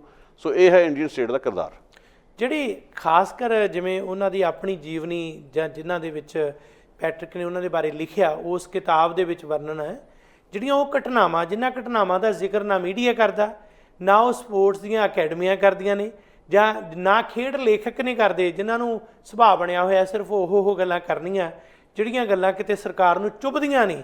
ਫਿਰ ਬਹੁਤ ਵਧੀਆ ਜੀਵਨੀ ਲਿਖਤੀ ਜੀ ਅਸੀਂ ਫਲਾਣੇ ਖਿਡਾਰੀ ਨੂੰ, ਜਾਂ ਉਹਨਾਂ ਨੂੰ ਵਿਸ਼ੇਸ਼ ਤੌਰ 'ਤੇ ਹਦਾਇਤਾਂ ਹੁੰਦੀਆਂ ਕਿ ਇਹਨਾਂ ਵਿਸ਼ਿਆਂ ਨੂੰ ਨਹੀਂ ਛੋਹਣਾ। ਸੋ ਸਾਡੀ ਤਰਾਸਦੀ ਇਹ ਵੀ ਹੈ ਕਿ ਉਹ ਲੋਕ ਜਿਨ੍ਹਾਂ ਨੇ ਬਲਬੀਰ ਸਿੰਘ ਤੋਂ ਪ੍ਰੇਰਨਾ ਲਈ ਜਾਂ ਬਲਬੀਰ ਸਿੰਘ ਦੀਆਂ ਜੀਵਨੀਆਂ ਲਿਖ ਕੇ ਆਪਣਾ ਨਾਮ ਨਾ ਖੱਟਿਆ, ਪੈਟਰਿਕ ਤੋਂ ਬਿਨਾਂ ਮੈਂ ਗੱਲ ਕਰ ਰਿਹਾ, ਜਾਂ ਬੜੀ ਚਰਚਾ ਦੇ ਵਿੱਚ ਆਏ, ਉਹਨਾਂ ਲੋਕਾਂ ਨੇ ਇਸ ਵਿਸ਼ੇ ਨੂੰ ਛੋਹਿਆ ਹੀ ਨਹੀਂ, ਇਹ ਗੱਲ ਕਹਿਣ ਦੀ ਜ਼ਰੂਰਤ ਹੀ ਨਹੀਂ ਕੀਤੀ ਕਿ ਉਹਦੇ ਨਾਲ ਧੱਕੇਸ਼ਾਹੀ ਹੋਈ। ਬਲਬੀਰ ਸਿੰਘ ਸੀਨੀਅਰ ਵਰਗੀ ਸ਼ਖਸੀਅਤ ਦੇ ਨਾਲ ਜ਼ਿਆਦਤੀਆਂ ਹੋਈਆਂ ਕਿਉਂਕਿ ਇਹ ਸਟੇਟ ਨੂੰ ਚੁੱਭਦੀ ਹੈ। ਦੇਖੋ ਗੱਲ ਇਸ ਤਰ੍ਹਾਂ, ਦੂਰ ਕੀ ਜਿਹੜਾ ਇੱਥੋਂ ਦੀ ਗੱਲ ਕਰ ਲੈਂਦੇ ਹਾਂ ਜੀ। ਆਸਾ ਜੌਲ ਸਾਡੇ ਭਾਈਚਾਰੇ ਦੀ ਬੜੀ ਇੱਕ ਮਾਨਵੀ ਸ਼ਖਸੀਅਤ ਨੇ, ਬੜਾ ਆਦਰ ਮਾਣ ਉਹਨਾਂ ਦਾ, ਠੀਕ ਹੈ, ਅਸੀਂ ਵੀ ਆਦਰ ਮਾਣ ਕਰਦੇ ਹਾਂ। ਪਰ ਜਿਹੜੀ ਉਹ ਕਿਤਾਬ ਉਹਨਾਂ ਬਾਰੇ ਲਿਖੀ ਗਈ, ਉਹਨਾਂ ਬਾਰੇ ਜੀਵਨੀ, ਉਸ ਜੀਵਨੀ ਨੂੰ ਪੜ੍ਹ ਕੇ ਤੁਹਾਨੂੰ ਲੱਗਦਾ ਕਿ ਕਈ ਚੀਜ਼ਾਂ ਜਿਹੜੀਆਂ ਉਹ 'ਚ ਇਗਨੋਰ ਕੀਤੀਆਂ ਗਈਆਂ, ਉਹਨਾਂ ਨੂੰ ਉਸ ਨੈਰੇਟਿਵ 'ਚ ਸ਼ਾਮਿਲ ਨਹੀਂ ਕੀਤਾ ਗਿਆ। ਉਹਨਾਂ ਦੇ ਬਾਰੇ ਹੀ ਜ਼ਿਕਰ ਹੋਇਆ ਕਿ ਹਾਂ ਇਹਨਾਂ ਹਾਲਾਤ ਵਿੱਚ ਉਹ ਇੰਡਸਟਰੀਅਲਿਸਟ ਬਣੇ, ਇਹਨਾਂ ਹਾਲਾਤ ਵਿੱਚ ਉਹਨਾਂ ਨੇ ਇੰਡਸਟਰੀ ਖੜੀ ਕੀਤੀ, ਇਹ ਉਹਨਾਂ ਦੀ ਦੇਣ ਬਸ। ਪਰ ਜਦੋਂ ਬਲਬੀਰ ਸਿੰਘ ਦੀ ਕਹਾਣੀ ਤੁਸੀਂ ਪੜ੍ਹਦੇ ਹੋ, ਪੈਟਰਿਕ ਨੇ ਜਿਸ ਤਰੀਕੇ ਨਾਲ ਲਿਖਿਆ, ਹੋ ਸਕਦਾ ਮੇਰੀ ਆਪਣੀ ਵੀ ਇਸ ਵਿੱਚ ਬਾਇਸ ਹੋਊਗੀ ਕਿ ਮੈਂ ਆਪਣੇ ਤਰੀਕੇ ਨਾਲ ਸੋਚਦਾ ਕਿਤਾਬ ਉਹ ਵਧੀਆ ਹੁੰਦੀ ਜਿਹਦੇ ਵਿੱਚ ਆਲੇ ਪੁਦਾਲੇ ਦੀ ਗੱਲ ਵੀ ਹੋਵੇ, ਸਿਆਸਤ ਦੀ ਗੱਲ ਵੀ ਹੋਵੇ, ਬਿਲਕੁਲ। ਪਰ ਉਹ ਇੱਕ ਜਰਨਲਿਸਟ ਹੋਣ ਦੇ ਨਾਤੇ ਉਹਨੇ ਇੱਦਾਂ ਹੀ ਕਰਨਾ ਸੀਗਾ। ਮੈਂ ਉਸ ਦੇ ਨਾਲ ਸਹਿਮਤ ਹਾਂ, ਔਰ ਮੈਨੂੰ ਲੱਗਦਾ ਕਿਤਾਬ ਵਿੱਚ ਜਾਨ ਹੀ ਤਾਂ ਪਈ ਜਦੋਂ ਉਹਨੇ ਬਲਬੀਰ ਸਿੰਘ ਦੀ ਕਹਾਣੀ ਨੂੰ ਵੱਡੇ ਪਰਿਪੇਖ 'ਚ ਰੱਖ ਕੇ ਆਲੇ ਪੁਦਾਲੇ ਨਾਲ ਜੋੜ ਕੇ ਗੱਲ ਕੀਤੀ। ਬਿਰਤਾਂਤ ਜਦੋਂ ਤੱਕ ਬਿਰਤਾਂਤ ਨਾ ਬਣੇ ਤੁਸੀਂ ਗੱਲ ਨੂੰ ਕਹਿ ਨਹੀਂ ਸਕਦੇ। ਉਹ ਬਿਰਤਾਂਤ ਬਣਦਾ, ਇੱਕ ਵਿਅਕਤੀ 96 ਸਾਲ ਦੀ ਉਮਰ ਭੋਗਦਾ, 96 ਸਾਲ ਦੇ ਵਿੱਚ ਕੀ ਕੁਝ ਨਹੀਂ ਵਾਪਰਿਆ। ਦੇਸ਼ ਵੰਡ ਵੀ ਹੋਈ, ਉਸ ਦਾ ਅਸਰ ਬਲਬੀਰ ਸਿੰਘ 'ਤੇ ਨਹੀਂ ਪਿਆ। ਦੇਸ਼ ਵੰਡ ਤੋਂ ਪਹਿਲਾਂ ਉਹ ਆਜ਼ਾਦੀ ਦੀ ਲੜਾਈ ਚੱਲੀ, ਉਹਨਾਂ ਦੇ ਪਿਤਾ ਜੀ ਦਾ ਯੋਗਦਾਨ ਸੀਗਾ, ਉਸ ਦਾ ਅਸਰ ਨਹੀਂ ਉਹਨਾਂ 'ਤੇ ਪਿਆ ਹੋਊਗਾ। ਫਿਰ ਦੇਸ਼ ਆਜ਼ਾਦ ਹੋਣ ਤੋਂ ਬਾਅਦ ਪੰਜਾਬੀ ਸੂਬੇ ਦਾ ਬਣਨਾ, ਪੰਜਾਬੀ ਸੂਬੇ ਤੋਂ ਬਾਅਦ ਫਿਰ ਧਰਮ ਯੁੱਧ ਮੋਰਚਾ ਚੱਲਣਾ, ਫਿਰ ਬਲੂ ਸਟਾਰ ਆਪਰੇਸ਼ਨ ਹੋਣਾ, ਫਿਰ ਇੰਦਰਾ ਦਾ ਕਤਲ ਹੋਣਾ, ਫਿਰ ਸਿੱਖ ਵਿਰੋਧੀ ਕਤਲੇਆਮ ਹੋਣੇ। ਉਸ ਤੋਂ ਬਾਅਦ ਉਸ ਦੇ ਚੱਲਦਿਆਂ ਉਹ ਸਿੱਖ ਭਾਈਚਾਰੇ ਦੇ ਹੋਣ ਕਰਕੇ ਲਗਾਤਾਰ ਇੱਕ ਖਾਸ ਕਿਸਮ ਦੇ ਨਸਲਵਾਦ ਅਤੇ ਬੇਗਾਨਗੀ ਦਾ ਅਹਿਸਾਸ ਲੈ ਕੇ ਚੱਲ ਰਹੇ। ਇਹਨਾਂ ਗੱਲਾਂ ਨੂੰ ਕੌਣ ਬਿਆਨ ਕਰੂਗਾ? ਸੋ ਮੈਂ ਸਮਝਦਾ ਪੈਟਰਿਕ ਨੇ ਇਨਸਾਫ ਕੀਤਾ। ਔਰ ਇਹ ਹੁੰਦੀ ਜੀਵਨੀ ਕਿਸੇ ਬਾਰੇ ਲਿਖਣੀ ਹੋਵੇ, ਕਿਸੇ ਬਾਰੇ ਜੀਵਨੀ ਲਿਖਣੀ ਹੈ ਤੇ ਬਹੁਤ ਵੱਡਾ ਘੋਰ ਨਿਆਂ ਹੋਊਗਾ ਕਿ ਸਿਰਫ ਉਸ ਵਿਅਕਤੀ ਨੂੰ ਇੱਕ ਪਸ਼ੂ ਬਣਾ ਕੇ ਪੇਸ਼ ਕੀਤਾ ਜਾਵੇ ਕਿ ਜੰਮਿਆ ਤੇ ਮਰ ਗਿਆ, ਬਸ। ਉਹਦੇ ਆਲੇ ਪੁਦਾਲੇ ਜੋ ਕੁਝ ਵੀ ਹੈ ਉਸ ਦੇ ਬਾਰੇ ਜੇ ਗੱਲ ਨਹੀਂ ਹੋ ਰਹੀ ਤਾਂ ਉਸ ਵਿਅਕਤੀ ਦੀ ਕਹਾਣੀ ਬਿਲਕੁਲ ਬੇਜਾਨ ਤੇ ਅਧੂਰੀ ਹੋਏਗੀ। ਇਹ ਮੇਰਾ ਮੰਨਣਾ। ਸੱਚਾਈ ਹੈ ਜੀ, ਇਹ ਜੀਵਨ ਦੇ ਵਿੱਚ ਜਿਹੜਾ ਜਨਮਿਆ ਉਹਨੇ ਮਰਨਾ ਇੱਕ ਦਿਨ, ਇਹ ਤਾਂ ਸੁਭਾਵਿਕ ਹੀ ਹੈ। ਪਰ ਉਹ ਵਿਅਕਤੀ ਜਿਹੜੇ ਚੱਲਦੇ ਫਿਰਦੇ ਸੰਸਥਾਵਾਂ ਨੇ, ਇੱਕ ਯੂਨੀਵਰਸਿਟੀ ਨੇ, ਇੰਸਟੀਟਿਊਸ਼ਨਸ ਨੇ, ਉਹਨਾਂ ਨੇ ਜੋ ਹੰਢਾਇਆ ਉਹ ਇਕੱਲਾ ਉਹਨਾਂ ਦਾ ਹੀ ਨਹੀਂ, ਜਿਵੇਂ ਕਿ ਹੌਲੀ ਹੌਲੀ ਬਣ ਗਿਆ ਮਿੱਤਰਾਂ ਦਾ ਗਮ, ਲੋਕਾਂ ਦਾ ਗਮ। ਪ੍ਰੋਫੈਸਰ ਮੋਹਨ ਸਿੰਘ ਲਿਖਦੇ ਨੇ, ਸੱਚਾਈ ਇਹ ਹੈ ਕਿ ਜਿਹੜਾ ਲੋਕਾਂ ਦਾ ਗਮ ਹੈ ਨਾ, ਉਸ ਨੂੰ ਵੀ ਉਹਦੇ 'ਚ ਦੇਖਿਆ ਜਾ ਸਕਦਾ। ਜਿਵੇਂ ਤੁਸੀਂ ਉਦਾਹਰਨ ਦਿੱਤੀ ਕਿ ਨਸਲਵਾਦ ਜਿਹੜਾ ਵਿਅਕਤੀ ਕਹਿ ਰਿਹਾ ਮੇਰੇ ਨਾਲ ਹੋਇਆ, ਉਸ ਵਿਅਕਤੀ ਦੀ ਦਾਸਤਾਨ ਤਾਂ ਹੈ ਹੀ ਉਹਨੂੰ ਤਾਂ ਸਮਝੋ ਕਿ ਕੋਈ ਸਬੂਤ ਦੀ ਲੋੜ ਨਹੀਂ, ਪਰ ਉਹਦੇ ਵਰਗੇ ਹੋਰ ਲੋਕ ਜਿਹੜੇ ਉਹਨੇ ਪ੍ਰਤਿਸ਼ਠਿਤ ਨਹੀਂ। ਹੁਣ ਬਲਬੀਰ ਸਿੰਘ ਹੋਰਾਂ ਦੀ ਰੌਸ਼ਨੀ 'ਚ ਅਸੀਂ ਪ੍ਰੋਫੈਸਰ ਡਾਕਟਰ ਮਨਮੋਹਨ ਸਿੰਘ ਦੀ ਗੱਲ ਕਰਦੇ ਹਾਂ। ਮਨਮੋਹਨ ਸਿੰਘ ਦੇ ਨਾਲ 1984 ਦਾ ਜਿਹੜਾ ਕਤਲੇਆਮ, ਕਾਂਗਰਸ ਦਾ ਇੱਕ ਆਗੂ, ਇੱਕ ਚਲੋ ਅਰਥ ਸ਼ਾਸਤਰੀ ਉਸ ਵੇਲੇ ਜੋ ਵੀ ਹੈ, ਪਰ ਉਹ ਸਾਰੇ ਹਾਲਾਤ ਦੇ ਵਿੱਚੋਂ ਜਿਸ ਤਰ੍ਹਾਂ ਉਹ ਬਚਿਆ, ਇੱਕ ਪ੍ਰਾਹੁਣਾ ਦਾਮਾਦ ਜੇਕਰ ਨਾ ਇੱਕ ਹਿੰਦੂ ਪਰਿਵਾਰ 'ਚ ਹੁੰਦਾ ਤਾਂ ਅੱਜ ਉਹ ਮਨਮੋਹਨ ਸਿੰਘ ਦਾ ਜੋ ਹਸ਼ਰ ਸੀ ਉਹਨਾਂ ਦਾ ਕੁਝ ਵੱਖਰਾ ਹੁੰਦਾ। ਇਹ ਗੱਲ ਸੱਚ ਹੈ। ਬਿਲਕੁਲ। ਤੁਸੀਂ ਖੁਸ਼ਵੰਤ ਸਿੰਘ ਦੀ ਗੱਲ ਲੈ ਲਓ। ਖੁਸ਼ਵੰਤ ਸਿੰਘ ਵੀ ਪ੍ਰਤਿਸ਼ਠਿਤ ਵਿਅਕਤੀ ਸੀਗੇ, ਪਹੁੰਚ ਵਾਲੇ ਸੀ। ਉਹਨਾਂ ਨੂੰ ਇੱਕ ਬਾਹਰਲੇ ਮੁਲਕ ਦੀ ਐਮਬੈਸੀ 'ਚ ਪਨਾਹ ਮਿਲ ਗਈ, ਉਹਨਾਂ ਨੇ ਆਪਣੀ ਜਾਨ ਬਚਾ ਲਈ। ਪਰ ਕੀ ਇਹ ਸੁਵਿਧਾ ਹਰ ਇੱਕ ਦੇ ਹਿੱਸੇ ਆਈ ਉਦੋਂ? ਜਿਹੜੇ ਇੰਨੇ ਹਜ਼ਾਰਾਂ ਦੀ ਤਾਦਾਦ ਦੇ ਵਿੱਚ ਦਿੱਲੀ 'ਚ ਤੇ ਉਦੋਂ ਕਿਤੇ ਵੱਡੀ ਗਿਣਤੀ ਦੇ ਪੂਰੇ ਦੇਸ਼ ਦੇ ਵਿੱਚ ਕਤਲ ਹੋਏ, ਉਹਨਾਂ ਨੂੰ ਕਿਹਨੇ ਪਨਾਹ ਦੇਣੀ ਸੀ? ਦੇਖੋ, ਮੈਂ ਮੰਨ ਕੇ ਚੱਲਾਂ ਗੁਰਿੰਦਰ ਸਿੰਘ ਜੀ ਕਿ ਜਿਹੜੀਆਂ ਵੱਡੀਆਂ ਸਿਆਸੀ ਘਟਨਾਵਾਂ ਜਾਂ ਵੱਡੀਆਂ ਤਰਾਸਦੀਆਂ ਸਾਡੇ ਆਲੇ ਦੁਆਲੇ ਵਾਪਰਦੀਆਂ, ਉਸ ਦਾ ਅਸਰ ਸਾਡੇ ਤੇ ਹੁੰਦਾ ਲਾਜ਼ਮੀ ਆ। ਅਸੀਂ ਇਤਿਹਾਸ ਦੇ ਪਾਤਰ ਹਾਂ, ਚਾਹੇ ਛੋਟੇ ਆ ਚਾਹੇ ਵੱਡੇ ਆ, ਉਹ ਵੱਖਰਾ, ਉਸ ਦਾ ਮੁਲਾਂਕਣ ਵੱਖਰਾ ਹੋਊਗਾ ਜੀ। ਪਰ ਕੋਈ ਵੀ ਆਪੇ ਨਹੀਂ ਰਹਿ ਸਕਦਾ। ਹਾਂਜੀ। ਜਿਹੜੀ ਹੁਣ ਖਾਂਦੀ ਪੀਂਦੀ ਕਲਾਸ ਆ, ਜਿੱਤੇ ਅਸਰ ਹੀ ਹੈ ਨਹੀਂਗਾ, ਉਹਦੇ ਤੇ ਕਹਿਣਾ ਕੀ ਆ? ਹੁਣ ਜਿਹੜੇ ਮੁਲਕਾਂ ਵਿੱਚ ਬਹੁਤ ਗਿਣਤੀਆਂ ਨੇ ਜਿਨ੍ਹਾਂ ਦੇ ਅਨੁਸਾਰ ਸਾਰਾ ਕੁਝ ਹੋ ਰਿਹਾ, ਉਹਨਾਂ ਲਈ ਤਾਂ ਇਹ ਗੱਲਾਂ ਵਿਅਰਥ ਨੇ। ਉਹ ਤਾਂ ਚਾਹਣਗੇ ਸਾਨੂੰ ਇੱਕ ਕੋਈ ਪਰੀ ਕਥਾ ਸੁਣਾਓ ਕਿਸੇ ਵਿਅਕਤੀ ਬਾਰੇ, ਉਹਦੇ 'ਚ ਉਹਨਾਂ ਤਾੜੀਆਂ ਮਾਰ ਦੇਣੀਆਂ, ਤੁਹਾਨੂੰ ਇਨਾਮ ਵੀ ਦੇ ਦੇਣਾ ਉਹਨਾਂ ਨੇ। ਪਰ ਜਦੋਂ ਤੁਸੀਂ ਸ਼ੀਸ਼ਾ ਵਿਖਾਓਗੇ ਚੱਕ ਕੇ ਉਹਨਾਂ ਨੂੰ, ਫਿਰ ਤਕਲੀਫ ਵੀ ਹੋਊਗੀ ਜੀ, ਫਿਰ ਸੰਵਾਦ ਵੀ ਹੋਊਗਾ। ਪਰ ਉਹਦੀ ਲੋੜ ਆ। ਘੱਟੋ ਘੱਟ ਤੁਸੀਂ ਬਲਬੀਰ ਸਿੰਘ ਨਾਲ ਤਾਂ ਇਨਸਾਫ ਕਰੋ। ਉਹਨੇ ਜ਼ਿਆਦਤੀ ਕੀਤੀ, ਉਹਦੀ ਕਹਾਣੀ ਨੂੰ ਪੈਟਰਿਕ ਨੇ ਪੇਸ਼ ਕਰਕੇ ਮੈਂ ਸਮਝਦਾ ਕਿ ਬਲਬੀਰ ਸਿੰਘ ਨਾਲ ਤਾਂ ਇਨਸਾਫ ਉਹਨੇ ਕੀਤਾ ਹੀ ਹੈ ਜੀ। ਸਗੋਂ ਭਾਈਚਾਰੇ ਨਾਲ ਬਾਕੀ ਨਾਲ ਵੀ ਇਨਸਾਫ ਕੀਤਾ, ਜਾਂ ਬਾਕੀ ਘੱਟ ਗਿਣਤੀ ਨਾਲ ਇਨਸਾਫ ਕੀਤਾ ਕਿ ਉਸਨੇ ਇੱਕ ਵਾਰੀ ਕਿਤਾਬ ਦੇ ਰਾਹੀਂ ਵਿਖਾ ਤਾ ਕਿ ਵੀ ਇੰਡੀਆ ਦੀ ਹਕੀਕਤ ਇਹ ਆ, ਔਰ ਉਸ ਦਾ ਅਸਰ ਬਲਬੀਰ ਸਿੰਘ 'ਤੇ ਕਿਵੇਂ ਪਿਆ। ਨਹੀਂ ਤਾਂ 6 ਸਾਲ ਦਾ ਸਮਾਂ ਕੀ ਹੁੰਦਾ? 6 ਸਾਲਾਂ ਦੇ ਵਿੱਚ ਤੁਸੀਂ ਇੱਕ ਵੱਡਾ ਪੁਰਸਕਾਰ ਵੀ ਨਹੀਂ ਸੀ ਦੇ ਸਕਦੇ ਬਲਬੀਰ ਸਿੰਘ ਨੂੰ। ਦੇਖੋ ਕਿੱਡੀ ਕੁ ਵੱਡੀ ਗੱਲ ਸੀ ਜੀ। ਅਕਾਲੀ ਦਲ ਲਈ ਕਿੱਡਾ ਕੁ ਵੱਡਾ ਕੰਮ ਸੀ ਆ ਵਾਲਾ, ਔਰ ਬਲਬੀਰ ਸਿੰਘ ਦੇ ਕਿੰਤੂ ਪਰੰਤੂ ਕਿੰਨੇ ਕਰਨਾ ਸੀ? ਦੱਸੋ। ਕੀ ਉਹ ਵਿਵਾਦਿਤ ਸ਼ਖਸੀਅਤ ਸੀ ਕਿ ਉਸਨੇ ਕੋਈ ਮਾੜਾ ਕੰਮ ਕੀਤਾ ਸੀਗਾ, ਮੁਲਕ ਨੂੰ ਬੁਲੰਦੀਆਂ ਤੇ ਲੈ ਕੇ ਗਿਆ ਸੀਗਾ ਜੀ? ਤੇ ਉਸ ਤੋਂ ਵਧੀਆ ਹੋਰ ਕਿਹੜਾ ਵਿਅਕਤੀ ਹੋ ਸਕਦਾ? ਨਾਲੇ ਮੈਰਿਟ ਦੇ ਅਨੁਸਾਰ ਵੀ ਦੇਖੀਏ, ਜੇ ਵੈਸੇ ਵੀ ਦੇਖ ਲਈਏ ਤਾਂ ਕਿਹੜਾ ਸੀ ਉਸ ਵਿਅਕਤੀ ਦੇ ਬਰਾਬਰ ਜਾਂ ਨੇੜੇ ਤੇੜੇ ਪਹੁੰਚਣ ਵਾਲਾ? ਕਿੱਡੇ ਤੁਸੀਂ ਕਿਸ ਕਿਸਮ ਦੇ ਜਿਹੜੇ ਰਾਜਨੀਤਿਕ ਭੁੰਤਰਬਾਜ਼ੀ ਕਰਦੇ ਆ। ਹੁਣ ਜਿਸ ਤਰੀਕੇ ਨਾਲ ਇਹ ਮੌਜੂਦਾ ਜਿਹੜੀ ਸਰਕਾਰ ਹੈ ਉਸ ਦੀ ਭੂਮਿਕਾ, ਕਾਂਗਰਸ ਦੇ ਬਾਰੇ ਮੈਂ ਉਸ ਹਵਾਲੇ ਨਾਲ ਗੱਲ ਕਰ ਰਿਹਾ ਜੋ ਬਲਬੀਰ ਸਿੰਘ ਹੋਰਾਂ ਨੇ ਇੱਕ ਜ਼ਿਕਰ ਵੀ ਕੀਤਾ ਕਿ ਜਿਸ ਵੇਲੇ ਉਹਨਾਂ ਦੀ ਕਿਤਾਬ ਸਵੈਜੀ ਬਣੀ ਉਦੋਂ ਮਨੋਹਰ ਸਿੰਘ ਗਿੱਲ ਖੇਡ ਮੰਤਰੀ ਸੀ, ਮਨਮੋਹਨ ਸਿੰਘ ਪ੍ਰਧਾਨ ਮੰਤਰੀ, ਜਾਂ ਹੋਰ ਜੋ ਵੀ ਰਿਲੀਜ਼ ਕੀਤੀ ਗਈ, ਤੇ ਕਹਿੰਦੇ ਵੀ ਇੱਕ ਚਾਹ ਦਾ ਕੱਪ ਬਣਾ ਕੇ ਮਨਮੋਹਨ ਸਿੰਘ ਨੇ ਉਹਨਾਂ ਨੂੰ ਦਿੱਤਾ ਤੇ ਉਹਨਾਂ ਅੱਗੇ ਰਾਸ਼ਟਰਪਤੀ ਨੂੰ ਪੇਸ਼ ਕਰਤਾ। ਫਿਰ ਉਹਨੇ ਦੁਬਾਰਾ ਮੈਨੂੰ ਬਣਾ ਕੇ ਦਿੱਤਾ। ਇੱਕ ਨਿਮਰਤਾ ਸਾਦਗੀ ਦੇਖੋ ਬਲਬੀਰ ਸਿੰਘ ਹੋਰਾਂ ਦੀ। ਕਹਿੰਦੇ ਫਿਰ ਮੈਂ ਉਹ ਕਬੂਲ ਕੀਤਾ, ਮੈਨੂੰ ਖੁਸ਼ੀ ਹੋਈ, ਮੇਰਾ ਮਾਣ ਹੋਇਆ। ਪਰ ਮੈਂ ਹੈਰਾਨ ਆ ਕਿ ਉਹ ਵੀ 2 ਟਰਮਾਂ ਰਹੇ ਭਾਰਤ ਦੇ ਪ੍ਰਧਾਨ ਮੰਤਰੀ।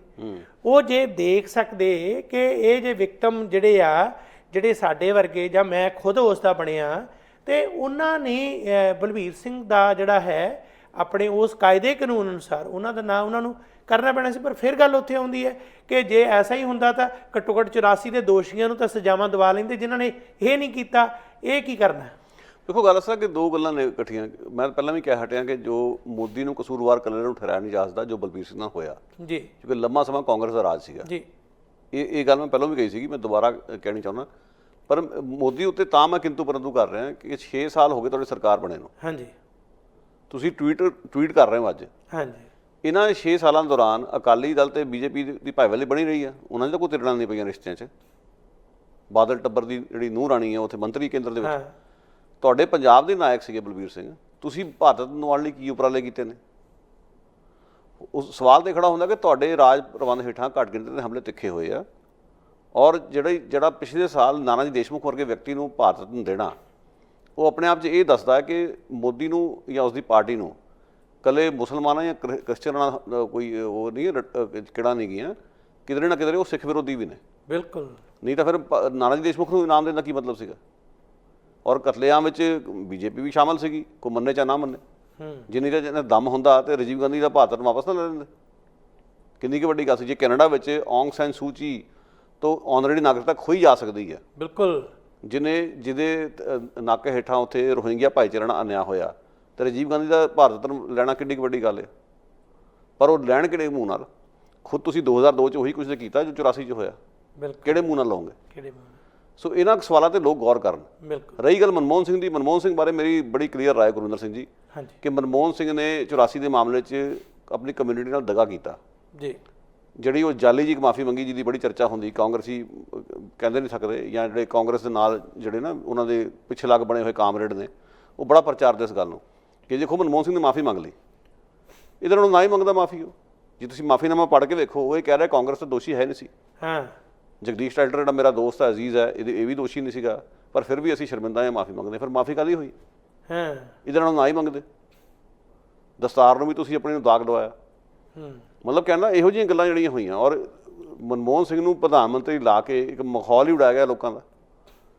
ਉਹ ਦੌਰ ਸੀ ਜਦੋਂ ਕਾਫੀ ਕੁਝ ਲੈ ਦੇ ਕਰਕੇ ਇਸ ਮਸਲੇ ਨੂੰ ਸਮੇਟਿਆ ਜਾ ਸਕਦਾ ਸੀ, ਨਹੀਂ ਕੀਤਾ ਗਿਆ। ਉਲਟ ਗੱਲ ਹੁਣ ਜਾ ਕੇ ਦੇਖੋ, ਪਿਛਲੇ 2018 'ਚ ਸੱਜਣ ਕੁਮਾਰ ਸਜ਼ਾ ਹੋਈ ਆ। ਬਿਲਕੁਲ। ਸੋ ਕਾਂਗਰਸ ਦੀ ਨਿਸ਼ਠਾ ਕਦੇ ਵੀ ਨਹੀਂ ਸੀਗੀ। ਬਿਲਕੁਲ। ਦਰਸ਼ਨੀ ਘੋੜੇ ਰੱਖੇ ਹੋਏ ਆ। ਕਤਲੇਆਮ ਵੇਲੇ ਤਾਂ ਰਾਸ਼ਟਰਪਤੀ ਸਿੱਖ ਸੀਗਾ, ਪਹਿਲਾ ਰਾਸ਼ਟਰਪਤੀ ਸਿੱਖ ਸੀਗਾ, ਸਗੋਂ ਉਹਦੇ ਵੀ ਕਾਫਲੇ 'ਤੇ ਹਮਲਾ ਹੋਇਆ। ਬਿਲਕੁਲ। ਤੇ ਜਦੋਂ ਕਤਲੇਆਮ ਦੇ ਬਾਰੇ ਇਨਸਾਫ ਦੀ ਲੜਾਈ ਚੱਲ ਰਹੀ ਹੈ, ਉਦੋਂ ਮਨਮੋਹਨ ਸਿੰਘ ਨੂੰ ਤੁਸੀਂ ਲਿਫਾਫੇ 'ਚੋਂ ਕੱਢਤਾ। ਇਹਨਾਂ ਗੱਲਾਂ ਦਾ ਕੋਈ ਮਤਲਬ ਨਹੀਂ ਗਾ।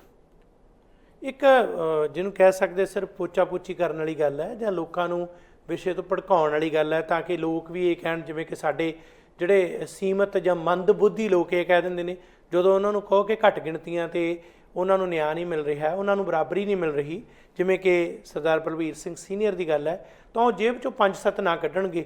ਉਹ ਦੇਖੋ ਜੀ, ਫਲਾਨਾ ਵੀ ਤਾਂ ਬਣਾ ਹੀ ਦਿੱਤਾ ਸੀ, ਫਲਾਨਾ ਵੀ ਤਾਂ ਬਣਾ ਹੀ ਦਿੱਤਾ ਸੀ, ਆ ਪ੍ਰਧਾਨ ਮੰਤਰੀ ਵੀ ਤਾਂ ਬਣਾ ਹੀ ਦਿੱਤਾ ਸੀ, ਰਾਸ਼ਟਰਪਤੀ ਵੀ ਤਾਂ ਸੀ। ਉਹ ਮੂੰਹ ਬੰਦ ਕਰਨ ਦਾ ਉਹ ਤਰੀਕਾ ਹੈ ਕਿ ਇੱਕ ਵਾਰ ਜਿਹੜੇ ਸੱਚਮੁੱਚ ਡਿਜ਼ਰਵ ਕਰਦੇ, ਜਾਂ ਆਮ ਲੋਕ ਜਿਹੜੇ ਉਸ ਭਾਈਚਾਰੇ ਦੇ ਜਿਨ੍ਹਾਂ ਦੇ ਨਾਲ ਧੱਕੇਸ਼ਾਹੀ ਹੋ ਰਹੀ ਹੈ, ਉਹਨੂੰ ਉਸ ਦੇ ਥੱਲੇ ਲਪੇਟ ਦਿਓ ਤਾਂ ਕਿ ਉਹਨਾਂ ਦੀ ਜ਼ੁਬਾਨ ਬੰਦ ਹੋ ਜਾਏ। ਪਰ ਜਦੋਂ ਇਹੋ ਜਿਹੀ ਘਟਨਾ ਜਿਸ ਤਰ੍ਹਾਂ ਬਲਬੀਰ ਸਿੰਘ ਸੀਨੀਅਰ ਦੀ ਹੈ, ਜਦੋਂ ਐਨ ਉਜਾਗਰ ਹੋ ਕੇ ਸਾਹਮਣੇ ਆਉਂਦੀ ਹੈ ਕਿ ਉਹ ਖੁਦ ਕੀ ਕਹਿ ਰਹੇ ਨੇ, ਚਾਨਣ ਉਹ ਗੱਲ ਦਾ ਹੋ ਰਿਹਾ, ਫਿਰ ਪਤਾ ਲੱਗਦਾ ਕਿ ਅਸਲੀਅਤ ਕੀ ਹੈ।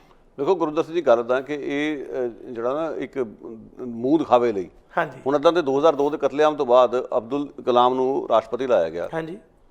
ਤਾਂ ਕੀ ਹੋ ਗਿਆ ਉਹਦੇ ਨਾਲ? ਕਤਲੇਆਮ ਤਾਂ ਹੋ ਗਿਆ ਹਟਿਆ ਸੀ ਨਾ, ਜਿਹੜੀ ਪਾਰਟੀ ਨੇ ਕੀਤਾ ਉਹਦੇ ਰਾਜ ਵਿੱਚ ਹੀ ਕਲਾਮ ਸਾਹਿਬ ਨੂੰ ਰਾਸ਼ਟਰਪਤੀ ਲਾਇਆ ਗਿਆ। ਬਿਲਕੁਲ। ਇਸ ਗੱਲ ਦਾ ਕੋਈ ਸੈਂਸ ਨਹੀਂ ਬਣਦੀ ਕਿ ਤੁਸੀਂ ਕਤਲੇਆਮ ਕਰਕੇ ਹਟੇ, ਉਹਨੂੰ ਜੇਬ 'ਚ ਲਿਫਾਫੇ 'ਚ ਤੁਸੀਂ ਕਲਾਮ ਨੂੰ ਕੱਢਤਾ। ਕਲਾਮ ਦੀ ਯੋਗਤਾ ਆਪਣੀ ਥਾਂ 'ਤੇ ਹੈ, ਇੱਕ ਬੜਾ ਵਧੀਆ ਵਿਗਿਆਨੀ ਸੀਗਾ, ਉਹਦੀ ਆਪਣੀ ਥਾਂ 'ਤੇ ਯੋਗਦਾਨ ਹੈ ਉਹਦਾ। ਪਰ ਜੇ ਆਪਾਂ ਇਹ ਕਹੀਏ ਕਿ ਜੀ ਕਲਾਮ ਨੂੰ ਲਾ ਕੇ ਕੋਈ ਤੁਸੀਂ ਇਹ ਕਹੋਗੇ 2002 ਦੀ ਗੱਲ ਹੀ ਨਾ ਕਰੋ, ਇਹ ਕੋਈ ਗੱਲ ਨਹੀਂ, ਇਹ ਤਾਂ ਕੋਈ ਸੈਂਸ ਨਹੀਂ ਬਣਦੀ ਗੱਲ ਦੀ। ਆਪ ਅਮਰੀਕਾ 'ਚ ਅਸੀਂ ਸਿੱਧਾ ਕਹਿੰਦੇ ਹਾਂ ਕਿ ਓਬਾਮਾ ਦੇ ਰਾਸ਼ਟਰਪਤੀ ਬਣਨ ਦੇ ਬਾਵਜੂਦ ਸਿਆਹ ਨਸਲ ਦੇ ਲੋਕਾਂ ਨੇ ਨਸਲਵਾਦ ਹੰਢਾਇਆ, ਅੱਜ ਵੀ ਹੰਢਾ ਰਹੇ। ਬਿਲਕੁਲ। ਕੀ ਉਹਦੇ ਰਾਸ਼ਟਰਪਤੀ ਬਣਨ ਤੋਂ ਬਾਅਦ ਅਸੀਂ ਚੁੱਪ ਹੋ ਗਏ ਸੀਗੇ? ਜੇ ਅਸੀਂ ਉਦੋਂ ਚੁੱਪ ਨਹੀਂ ਹੋਏ ਤੇ ਅਸੀਂ ਇੰਡੀਆ ਬਾਰੇ ਕਿਉਂ ਚੁੱਪ ਬੈਠਾਂਗੇ? ਸਵਾਲ ਤਾਂ ਲੋਕਾਂ ਨੂੰ ਸੋਚਣਾ ਚਾਹੀਦਾ ਨਾ। ਇਹ ਗੱਲਾਂ ਸਿਰਫ ਉੱਪਰਲੀਆਂ ਹੁੰਦੀਆਂ। ਉੱਪਰੋਂ ਤੁਸੀਂ ਜਿਹੜੀ ਸਿਆਸਤ ਦੇ ਆਪਣੇ ਕੁਝ ਡਾਇਨਾਮਿਕਸ ਨੇ, ਕੁਝ ਅੰਦਰ ਉਹਨਾਂ ਦੀ ਜਿਹੜਾ ਵਿਰੋਧਾਭਾਸ, ਜਿਹਦੇ ਵਿੱਚੋਂ ਕੋਈ ਪ੍ਰਧਾਨ ਮੰਤਰੀ ਬਣ ਗਿਆ, ਕੋਈ ਰਾਸ਼ਟਰਪਤੀ ਚੁਣ ਲਿਆ ਗਿਆ, ਔਰ ਚਾਪਲੂਸੀ ਦਾ ਕਲਚਰ ਵੀ ਹੈ। ਇਹੋ ਜਿਹੇ ਲੀਡਰ ਹੀ ਕਿਉਂ ਅੱਗੇ ਆਏ? ਕਿਉਂਕਿ ਉਹ ਮਤਲਬ ਉਹਨਾਂ ਦੇ ਜਾਨ ਹੀ ਹੈ ਨਹੀਂ। ਪਹਿਲੀ ਗੱਲ, ਕਠਪੁਤਲੀਆਂ ਬਣਨ ਦੇ ਚਾਹਵਾਨ ਨੇ ਜੀ। ਸੋ ਉਹਨਾਂ ਲੋਕਾਂ ਨੂੰ ਮੂਹਰੇ ਲਿਆ ਕੇ ਤੇ ਭਾਈਚਾਰੇ ਦੀ ਪੀੜ ਤੇ ਉਹਦੇ ਦਰਦ ਨੂੰ ਬਿਲਕੁਲ ਤੁਸੀਂ ਅੱਖੋਂ ਪਰੋਖੇ ਕਰਦੇ ਹੋ, ਇਹ ਕੋਈ ਇਨਸਾਫ ਨਹੀਂਗਾ। ਸੋ ਇਹ ਢਾਂਚਾਗਤ ਸਮੱਸਿਆ। ਕੱਲ੍ਹ ਨੂੰ ਕੋਈ ਆਦੀਵਾਸੀ ਰਾਸ਼ਟਰਪਤੀ ਬਣ ਜਾਊਗਾ ਤਾਂ ਕੀ ਅਸੀਂ ਇਹ ਮੰਨ ਲਾਂਗੇ ਕਿ ਆਦੀਵਾਸੀ ਨਾਲ ਜ਼ੁਲਮ ਖਤਮ ਹੋ ਗਏ ਨੇ? ਉਹਨਾਂ ਦਲਿਤ ਰਾਸ਼ਟਰਪਤੀ ਹੈ ਇਸ ਵੇਲੇ, ਕੀ ਦਲਿਤਾਂ ਨਾਲ ਨਿਆਂ ਬੰਦ ਹੋ ਗਿਆ ਉੱਥੇ? ਕੀ ਛੂਆਛਾਤ ਬੰਦ ਹੋ ਗਈ? ਦਲਿਤਾਂ ਨਾਲ ਤਾਂ ਧੱਕਾ ਅੱਜ ਵੀ ਹੋ ਰਿਹਾ। ਪਰ ਇਹ ਤਾਂ ਹੁਣ ਜਿਹੜੇ ਦਲਿਤ ਆਗੂ ਨੇ ਸੋਚਣ ਕਿ ਵੀ ਇਹ ਜਿਹੜਾ ਇੱਕ ਤੁਹਾਨੂੰ ਇੱਕ ਰਾਸ਼ਟਰਪਤੀ ਦਿੱਤਾ ਹੱਥ ਠੋਕਾ ਸਰਕਾਰ ਦਾ, ਉਹ ਕੀ ਕਰਨ ਜੋਗਾ ਆ? ਇਹ ਤਾਂ ਲੋਕਾਂ ਨੂੰ ਸੋਚਣਾ ਪੈਣਾ ਕਿ ਵੀ ਇਹ ਲੋਕਾਂ ਨੂੰ ਭਰਮਾਉਣ ਦੀਆਂ ਗੱਲਾਂ ਨੇ। ਔਰ ਅਫਸੋਸ ਦੀ ਗੱਲ ਕਿ ਜ਼ੈਲ ਸਿੰਘ ਦੇ ਰਾਸ਼ਟਰਪਤੀ ਹੁੰਦਿਆਂ ਐਡਾ ਵੱਡਾ ਨਿਆਂ ਹੋਇਆ ਜੀ। ਔਰ ਹਾਲਾਂਕਿ ਉਹ ਡਿਫੈਂਸ ਦਾ ਮੁਖੀ ਸੀਗਾ, ਬਲੂ ਸਟਾਰ ਆਪਰੇਸ਼ਨ ਬਾਰੇ ਵੀ ਉਸ ਨੂੰ ਜਾਣਕਾਰੀ ਨਹੀਂ। ਉਹਨੂੰ ਤਾਂ ਅਸਤੀਫਾ ਦੇਣਾ ਚਾਹੀਦਾ ਸੀ ਉਦੋਂ ਜਦੋਂ ਇੰਨਾ ਕੁਝ ਹੋ ਕੇ ਹਟਿਆ। ਬਿਲਕੁਲ। ਸੋ ਕਹਿਣ ਦਾ ਮਤਲਬ ਕਿ ਕੀ ਫਾਇਦਾ ਇਹੋ ਜਿਹੇ ਦਰਸ਼ਨੀ ਘੋੜਿਆਂ ਦਾ? ਬਿਲਕੁਲ, ਇਹ ਲੋਕ ਸੋਚਣ। ਸੱਚਾਈ ਹੈ ਕਿ ਇਹ ਸਾਰੇ ਜਿਹੜੇ ਆ ਇੱਕ ਮੂੰਹ ਮਲਾਜ਼ਾ ਰੱਖਣ ਵਾਲੀ ਜਾਂ ਲੋਕਾਂ ਨੂੰ ਭਟਕਾਉਣ ਦੀ ਕੋਸ਼ਿਸ਼ ਹੈ, ਜਾਂ ਫਿਰ ਇਸ ਤਰ੍ਹਾਂ ਕਿ ਲੋਕ ਸੱਚ ਤੋਂ ਦੂਰ ਹੋ ਜਾਣ। ਗੁਰਪ੍ਰੀਤ ਸਿੰਘ ਜੀ, ਸਰਦਾਰ ਬਲਬੀਰ ਸਿੰਘ ਓਲੰਪੀਅਨ ਬਾਰੇ ਜਿੰਨੇ ਤੁਸੀਂ ਦਰਦ, ਵੇਦਨਾ ਤੇ ਭਾਵਨਾ ਦੇ ਨਾਲ ਵਿਚਾਰ ਸਾਂਝੇ ਕੀਤੇ ਨੇ, ਤੁਹਾਡਾ ਤਹਿ ਦਿਲੋਂ ਸ਼ੁਕਰੀਆ ਜੀ। ਮਿਹਰਬਾਨੀ ਗੁਰਦਰ ਸਿੰਘ ਜੀ, ਬਹੁਤ ਸ਼ੁਕਰੀਆ। ਸੋ ਇਹ ਸਨ ਗੁਰਪ੍ਰੀਤ ਸਿੰਘ ਜਿਹੜੇ ਕਿ ਗੱਲਬਾਤ ਕਰ ਰਹੇ ਸਨ ਬਲਬੀਰ ਸਿੰਘ ਓਲੰਪੀਅਨ, ਜਿਨ੍ਹਾਂ ਨੂੰ ਇੱਕ ਵਾਰ ਫਿਰ ਸ਼ਰਧਾਂਜਲੀ ਭੇਟ ਕਰਦੇ ਹਾਂ। ਸ਼ਰਧਾਂਜਲੀ ਸਿਰਫ ਇਸ ਤਰ੍ਹਾਂ ਨਹੀਂ ਕਿ ਉਹ ਅੱਜ ਸਾਡੇ ਵਿਚਕਾਰ ਨਹੀਂ ਰਹੇ ਤੇ ਅਸੀਂ ਉਹਨਾਂ ਨੂੰ ਯਾਦ ਕਰ ਲਈਏ, ਇਸ ਕਰਕੇ ਵੀ ਹੈ ਕਿ ਉਹਨਾਂ ਨੇ ਜੋ ਹੰਢਾਇਆ, ਜੋ ਪੀੜ ਹੰਢਾਈ ਹੈ, ਉਸ ਦੀ ਵੀ ਗੱਲ ਕਰੀਏ। ਜੇ ਬਲਬੀਰ ਸਿੰਘ ਤੋਂ ਵੱਡੀ ਹੋਰ ਮਿਸਾਲ ਸਾਨੂੰ ਕੀ ਮਿਲ ਸਕਦੀ ਹੈ? 96 ਸਾਲ ਦੇ ਉਹ ਬਜ਼ੁਰਗ ਜਿਹੜੇ ਕਿ ਉਹਨਾਂ ਸਾਰੇ ਸਤਿਕਾਰਾਂ ਦੇ ਪਾਤਰ ਸਨ, ਜਿਨ੍ਹਾਂ ਦੇ ਲਈ ਸਰਕਾਰਾਂ ਜਾਂ ਉਹ ਦੇਸ਼ ਜਿਨ੍ਹਾਂ ਦਾ ਨਾਂ ਰੌਸ਼ਨ ਕੀਤਾ, ਉਹਨਾਂ ਨੇ ਕਦਰ ਨਾ ਕੀਤੀ। ਇਹ ਅਫਸੋਸਨਾਕ ਗੱਲ ਹੈ। ਮਰਨ ਉਪਰੰਤ ਵੱਡੇ ਵੱਡੇ ਮਾਣ ਸਨਮਾਨ ਦੇ ਦੇਣੇ ਜਾਂ ਭੋਗ ਪਾਠ ਪ੍ਰੋਗਰਾਮ ਕਰਕੇ ਉੱਥੇ ਸ਼ਰਧਾਂਜਲੀਆਂ ਭੇਟ ਕਰ ਦੇਣੀਆਂ, ਇਹ ਮਾਇਨਾ ਨਹੀਂ ਰੱਖਦੀਆਂ। ਤੁਸੀਂ ਆਪਣੇ ਉਸ ਆਗੂ ਦੇ ਲਈ ਕੀ ਕੀਤਾ, ਉਸ ਨਾਇਕ ਲਈ ਕੀ ਕੀਤਾ, ਇਹ ਬੜਾ ਅਹਿਮ ਹੈ, ਕਿਉਂਕਿ ਉਹਨਾਂ ਨੇ ਆਪਣੀ ਜੀਵਨੀ ਪੂਰੀ ਖੁਦ ਵੀ ਲਿਖੀ। ਉਹਨਾਂ ਦੇ ਬਾਰੇ ਪੈਟਰਿਕ ਨੇ ਜਿਸ ਤਰ੍ਹਾਂ ਇੰਗਲਿਸ਼ ਦੇ ਵਿੱਚ ਇਹ ਲਿਖੀ ਆ, ਜਿਹੜੀ ਕਿ ਕਿਤਾਬ ਇਹ ਫੋਰਗਟਨ ਲੈਜੈਂਡ, ਇਹ ਬੜੀ ਵਧੀਆ ਕਿਤਾਬ ਆ, ਪੜ੍ਹਨਯੋਗ ਹੈ, ਅਤੇ ਅਸੀਂ ਚਾਹਾਂਗੇ ਇਸ ਤੋਂ ਜ਼ਰੂਰ ਸੇਧ ਲਈ ਜਾਵੇ। ਅਖੀਰ 'ਚ ਇਹੀ ਹੈ ਕਿ ਜਿਨ੍ਹਾਂ ਨੇ ਰਸਤੇ ਬਣਾਏ ਸਾਡੇ ਲਈ, ਚਾਹੇ ਕਿ ਆਪਣੀ ਜੀਵਨ ਭਰ ਦੀ ਜਿਹੜੀ ਉਹਨਾਂ ਦੀ ਸਟਰਗਲ ਸੀ ਉਸ ਨੂੰ ਸਮਰਪਿਤ ਕਰ ਦਿੱਤਾ, ਅਸੀਂ ਉਹਨਾਂ ਨੂੰ ਯਾਦ ਕਰਦੇ ਹੋਏ ਇਹ ਕਹਿ ਸਕਦੇ ਹਾਂ ਕਿ ਮਾਨਾ ਕਿ ਇਸ ਜ਼ਮੀਂ ਕੋ ਨਾ ਗੁਲਜ਼ਾਰ ਕਰ ਸਕੇ, ਕੁਛ ਖਾਰ ਕਮ ਹੀ ਕਰ ਗਏ ਗੁਜ਼ਰੇ ਜਿਧਰ ਸੇ ਹਮ, ਕੁਛ ਖਾਰ ਕਮ ਹੀ ਕਰ ਗਏ ਗੁਜ਼ਰੇ ਜਿਧਰ ਸੇ ਹਮ। ਬਲਵੀਰ ਸਿੰਘ ਓਲੰਪੀਅਨ ਨੂੰ ਯਾਦ ਕਰਦੇ ਹੋਏ ਇੱਥੇ ਪ੍ਰੋਗਰਾਮ ਦੀ ਸਮਾਪਤੀ। ਸਾਡਾ ਹਰ ਇੱਕ ਪ੍ਰੋਗਰਾਮ ਦੇਖਣ ਤੇ ਸਾਡੇ ਨਾਲ ਜੁੜਨ ਲਈ ਸਬਸਕ੍ਰਾਈਬ ਕਰੋ ਚੈਨਲ ਪੰਜਾਬੀ ਤੇ ਨੋਟੀਫਿਕੇਸ਼ਨ ਲਈ ਬੈਲ ਆਈਕਨ ਵਾਲੇ ਬਟਨ ਤੇ ਕਲਿੱਕ ਕਰੋ।